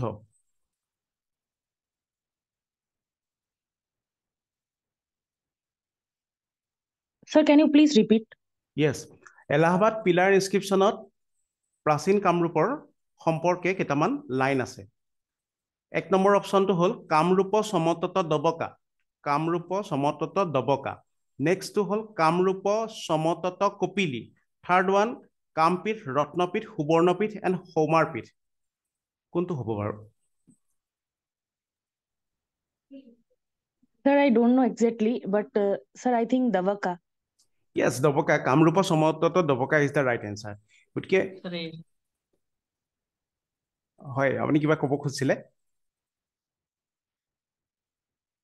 Okay, thank you. কৈছিলো এই নম্বৰটো আছে। এই নম্বৰ, okay, that's right. আজি কি নহওক, আজি এই অনলাইন মোডত সমবেত হোৱা যিসকল চিভিল ছাৰ্ভেণ্ট, সেইসকলে মই এই 2টা প্ৰশ্ন আগবঢ়ালো। এতিয়া মই মোৰ শলাগৰ শৰাই আগবঢ়াব খুজিছো। পোনপ্ৰথমে আজি এই প্লেটফৰ্মৰ আয়োজন কৰা VN কলেজৰ চিভিল ছাৰ্ভিচৰ যিটো উইং, সেই উইঙক মই প্ৰথমতে ধন্যবাদ জনাওঁ। আৰু এই উইঙৰ সকলো দায়িত্ব সুচাৰুৰূপে আগবঢ়াই নিয়াৰ ক্ষেত্ৰত মই মহাবিদ্যালয়ৰ অধ্যক্ষ মহোদয়ক প্ৰথমতে শলাগৰ শৰাই আগবঢ়াইছো। দ্বিতীয়তে আমাৰ সুমিত দে ছাৰেও খুব সুন্দৰভাৱে আজিৰ এই প্লেটফৰ্মটো পৰিচালনা কৰিলে। টেকনিকেল সহযোগী চক্ৰৱৰ্তী ছাৰেও আমাক সহযোগিতা কৰিলে, আৰু লগতে ছাত্ৰ বন্ধুসকলৰ উপস্থিতিয়ে আমাৰ মনোবল বৃদ্ধি কৰিলে। শেষত মই শলাগৰ শৰাই আগবঢ়াইছোঁ আমাৰ মনোবিজ্ঞানী তেওঁ মনোবিজ্ঞানী এইকাৰণে মই মনোবিজ্ঞানী বুলি কওঁ যে পাইলটসকলে প্লেনখন উৰুৱাৰ আগত এওঁৰ লগত ডিছকাছ কৰে আমি ভাবোঁ যে আকাশত ইমান মুকলি ঠাই আছে কোনো ধৰণৰ যান বাহন নাই খুব খোলাকে প্লেনখন উৰাই লৈ যাব পাৰোঁ কিন্তু ঠিক তেনেকুৱা নহয় আকাশতে আটাইতকৈ বেছিকৈ মানুহ হেনো মতিভ্ৰম হয় আৰু সেইকাৰণে পাইলটসকলে প্লেনখন উৰুৱাৰ আগত আলব্য কুমাৰ শৰ্মাৰ লগত অলপ আলোচনা কৰি লয় তাৰ পাছতহে প্লেনখনত উৰাবলৈ যায় গতিকে আলব্য কুমাৰ শৰ্মাই পৰৱৰ্তী সময়ত সকলো ছাত্ৰ ছাত্ৰীকে তেওঁলোকৰ যিখিনি দুৰ্বিধা খোকোজা সেইখিনি নাইকিয়া কৰিবলৈ চেষ্টা কৰিব আৰু মই গোটেই সাম্যক চিলেবাছখনৰ সম্পৰ্কে নিজৰ স্বকীয় শৈলীৰে তথ্যপূৰ্ণ ভাষণ আগবঢ়োৱা মোৰ ভাতৃ অসীম কুমাৰ হাজৰিকাক মই ধন্যবাদ জনাইছোঁ আচলতে তেওঁক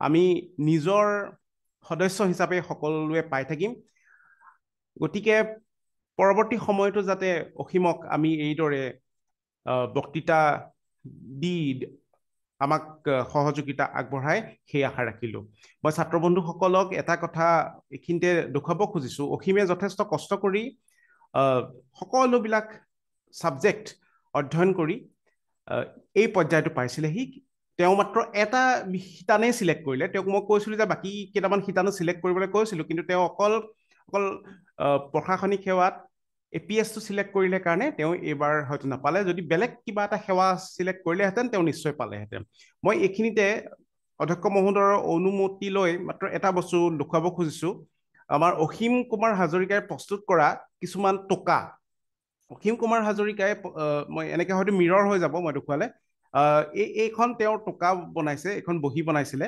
আৰু ইয়াত তেওঁ যদি এইটো মিৰৰ হ'বও পাৰে ইয়াত ভাৰত বুৰঞ্জীৰ from Indus valley civilisation to ইণ্ডিপেণ্ডেঞ্চলৈকে খুব ধুনীয়াকৈ পৰিশীলিতভাৱে এনেকৈ হাৰ্ড স্পাইৰেল বাইণ্ডিং কৰি খুব ধুনীয়াকৈ তেওঁ লিখিছিলে দ্বিতীয়তে এইখন ইণ্ডিয়ান পলিটিৰ সম্পৰ্কে তেওঁ যথাযথভাৱে আলোচনা কৰা এখন খুব ধুনীয়াকৈ তেওঁ নিজৰ হাতেৰে লিখি খুব কষ্টকৈ বনাইছিলে আৰু তেওঁ অনাগত দিনসমূহত এজন সুদক্ষ বিষয়া যাতে হয় সেয়া ভগৱানৰ ওচৰত প্ৰাৰ্থনা জনাইছোঁ লগতে মই ছাত্ৰ বন্ধুসকলক এটা অনুৰোধ জনাইছোঁ তেওঁলোকে যেন মাৰ্চ মাহত হ'বলগীয়া যি প্ৰিলিমছৰ পৰীক্ষা তাৰ কাৰণে ইণ্ডিয়ান ইকনমি এই কিতাপখন মোৰ হয়তো ভালকৈ নেদেখিব পাৰি মই পাছত গ্ৰুপত শ্বেয়াৰ কৰি দিম ইণ্ডিয়ান ইকনমি হয় ছাৰ মই গ্ৰুপত শ্বেয়াৰ কৰি দিম ছাৰ দেখুৱাব পাৰিব হয় হয় ছাৰ ইয়াত মই গ্ৰুপত শ্বেয়াৰ কৰি দিম ইণ্ডিয়ান ইকনমি এই কিতাপখন ইয়াত বাজেটলৈকে একদম সম্পূৰ্ণ আছে ফ্লিপকাৰ্টতো উপলব্ধ 380 টকা লয় ফ্লিপকাৰ্টত কেৰিং চাৰ্জলৈকে 400 টকা হ'ব এইখন যেন ততাতৈয়াকৈ তেওঁলোকে ক্ৰয় কৰে কাৰণ বিষয় এটা আয়ত্ব কৰিবলৈ হ'লে অতি সোনকালে আয়ত্ব কৰিব লাগে গতিকে আজিয়ে যেন তেওঁলোকে অৰ্ডাৰ দিয়ে মই মোৰ হাতত এখন কালি আহি পাইছেহি এই কিতাপখন যথেষ্ট ষ্টক নীল দেখুৱাই আছিলে কিন্তু আহি মোৰ হাতত পালেহি এখন ইণ্ডিয়ান ইকনমিৰ একদম কাৰেণ্ট ভাৰ্চন প্ৰতিযোগিতা দৰ্পণ ফ্লিপকাৰ্টত বা আমাজনতো অৰ্ডাৰ দিব পাৰি এখন কিতাপ দ্বিতীয়তে পলিটিকেল ছায়েন্সৰ কাৰণে একেবাৰে সহজকৈ সকলো UPS বা চিভিল চাৰ্ভেণ্ট এছপিৰেণ্টৰ কাৰণে এইখন কিতাপ মই দুইখন কিতাপ কম্বোকে অৰ্ডাৰ দিছিলোঁ সকলোৱে যাতে এই কিতাপখন অৰ্ডাৰ যদি দিয়ে তেতিয়া ইয়াতে ইণ্ডিয়ান পলিটিৰ যিখিনি বেছিক কনচেপ্ট খুব ধুনীয়াকৈ আলোচনা কৰা হৈছে আৰু এইখনটো সকলোৰে বাইবেল বুলি কয় চিভিল চাৰ্ভিচ এছপিৰেণ্টসকলৰ কাৰণে ইণ্ডিয়ান পলিটি ছাৰে ভাষণ প্ৰসংগত এইখনৰ কথা বাৰে বাৰে উল্লেখ কৰিছে আৰু ইণ্ডিয়ান হিষ্ট্ৰীৰ কথা যদি ক'বলৈ যাওঁ তেতিয়া একেবাৰে সৰু এখন কিতাপ ফ্ৰেংক মিডল স্কুল কোনোবা সৰু ওচৰৰ ইংলিছ মিডিয়ামৰ ছাত্ৰ ছাত্ৰীৰ ওচৰত হয়তো এনেকুৱা এখন থাকিব পাৰে এখন একদম সৰু এখন কিতাপ ক্লাছ 8ৰ এখন কিতাপ কিন্তু এই ক্লাছ 8ৰ কিতাপখনতে গোটেই এনচিয়েণ্ট টু মডাৰ্ণ গোটেই পাৰ্টখিনি আলোচনা কৰা হৈছে অকণমান উঠাই ধৰিব হয় ছাৰ আৰু অকণ ওপৰত উঠাই ধৰক ঠিক আছে ছাৰ ঠিকে আছে হয় হয় ছাৰ মই এইখন মই গ্ৰুপত শ্বেয়াৰ কৰি দিম হয় হয় এই সকলোকেইখন কিতাপ গোটাই আমাৰ ছাত্ৰ বন্ধুসকলে আজিৰ পৰাই বা কাইলৈৰ পৰা যদি আৰম্ভ কৰে তেন্তে নিশ্চয় সফলতা লাভ কৰিব পাৰিব আৰু আশা কৰোঁ পৰৱৰ্তী সময়ত আমি এই প্লেটফৰ্মৰ যোগেদি আকৌ লগ পাম। সকলোকে ধন্যবাদ জনাইছোঁ। হয়, ধন্যবাদ। আমি ছাত্ৰ ছাত্ৰীসকলৰ কাৰণে এটা কথা জনাওঁ যে আমি হয়তো আজি নহ'লেও কালি আমি আমাৰ ক্লাছৰ শিডিউলবিলাক তোমালোকক হোৱাটছএপ গ্ৰুপত জনাই দিব পাৰিম, নহয় জানো নাথ? হয় হয় ছাৰ, হয়। আমি এখন টেণ্টেটিভ ৰুটিন বনাই ক্লাছ শিডিউলবিলাক তোমালোকক অন্ততঃ নেক্সট 7 ডেজ কি হ'ব সেইটো আমি জনাই দিম। আজি ৰাতি নহ'লেও কাইলৈৰ ভিতৰত আমি জনাই দিম। আৰু তেনেকৈ অনলাইন ক্লাছত আহি থাকিলে হ'ল সেই ৰুটিন মতে। Thank you. Thank you. Yes, sir. Sumit, over to you.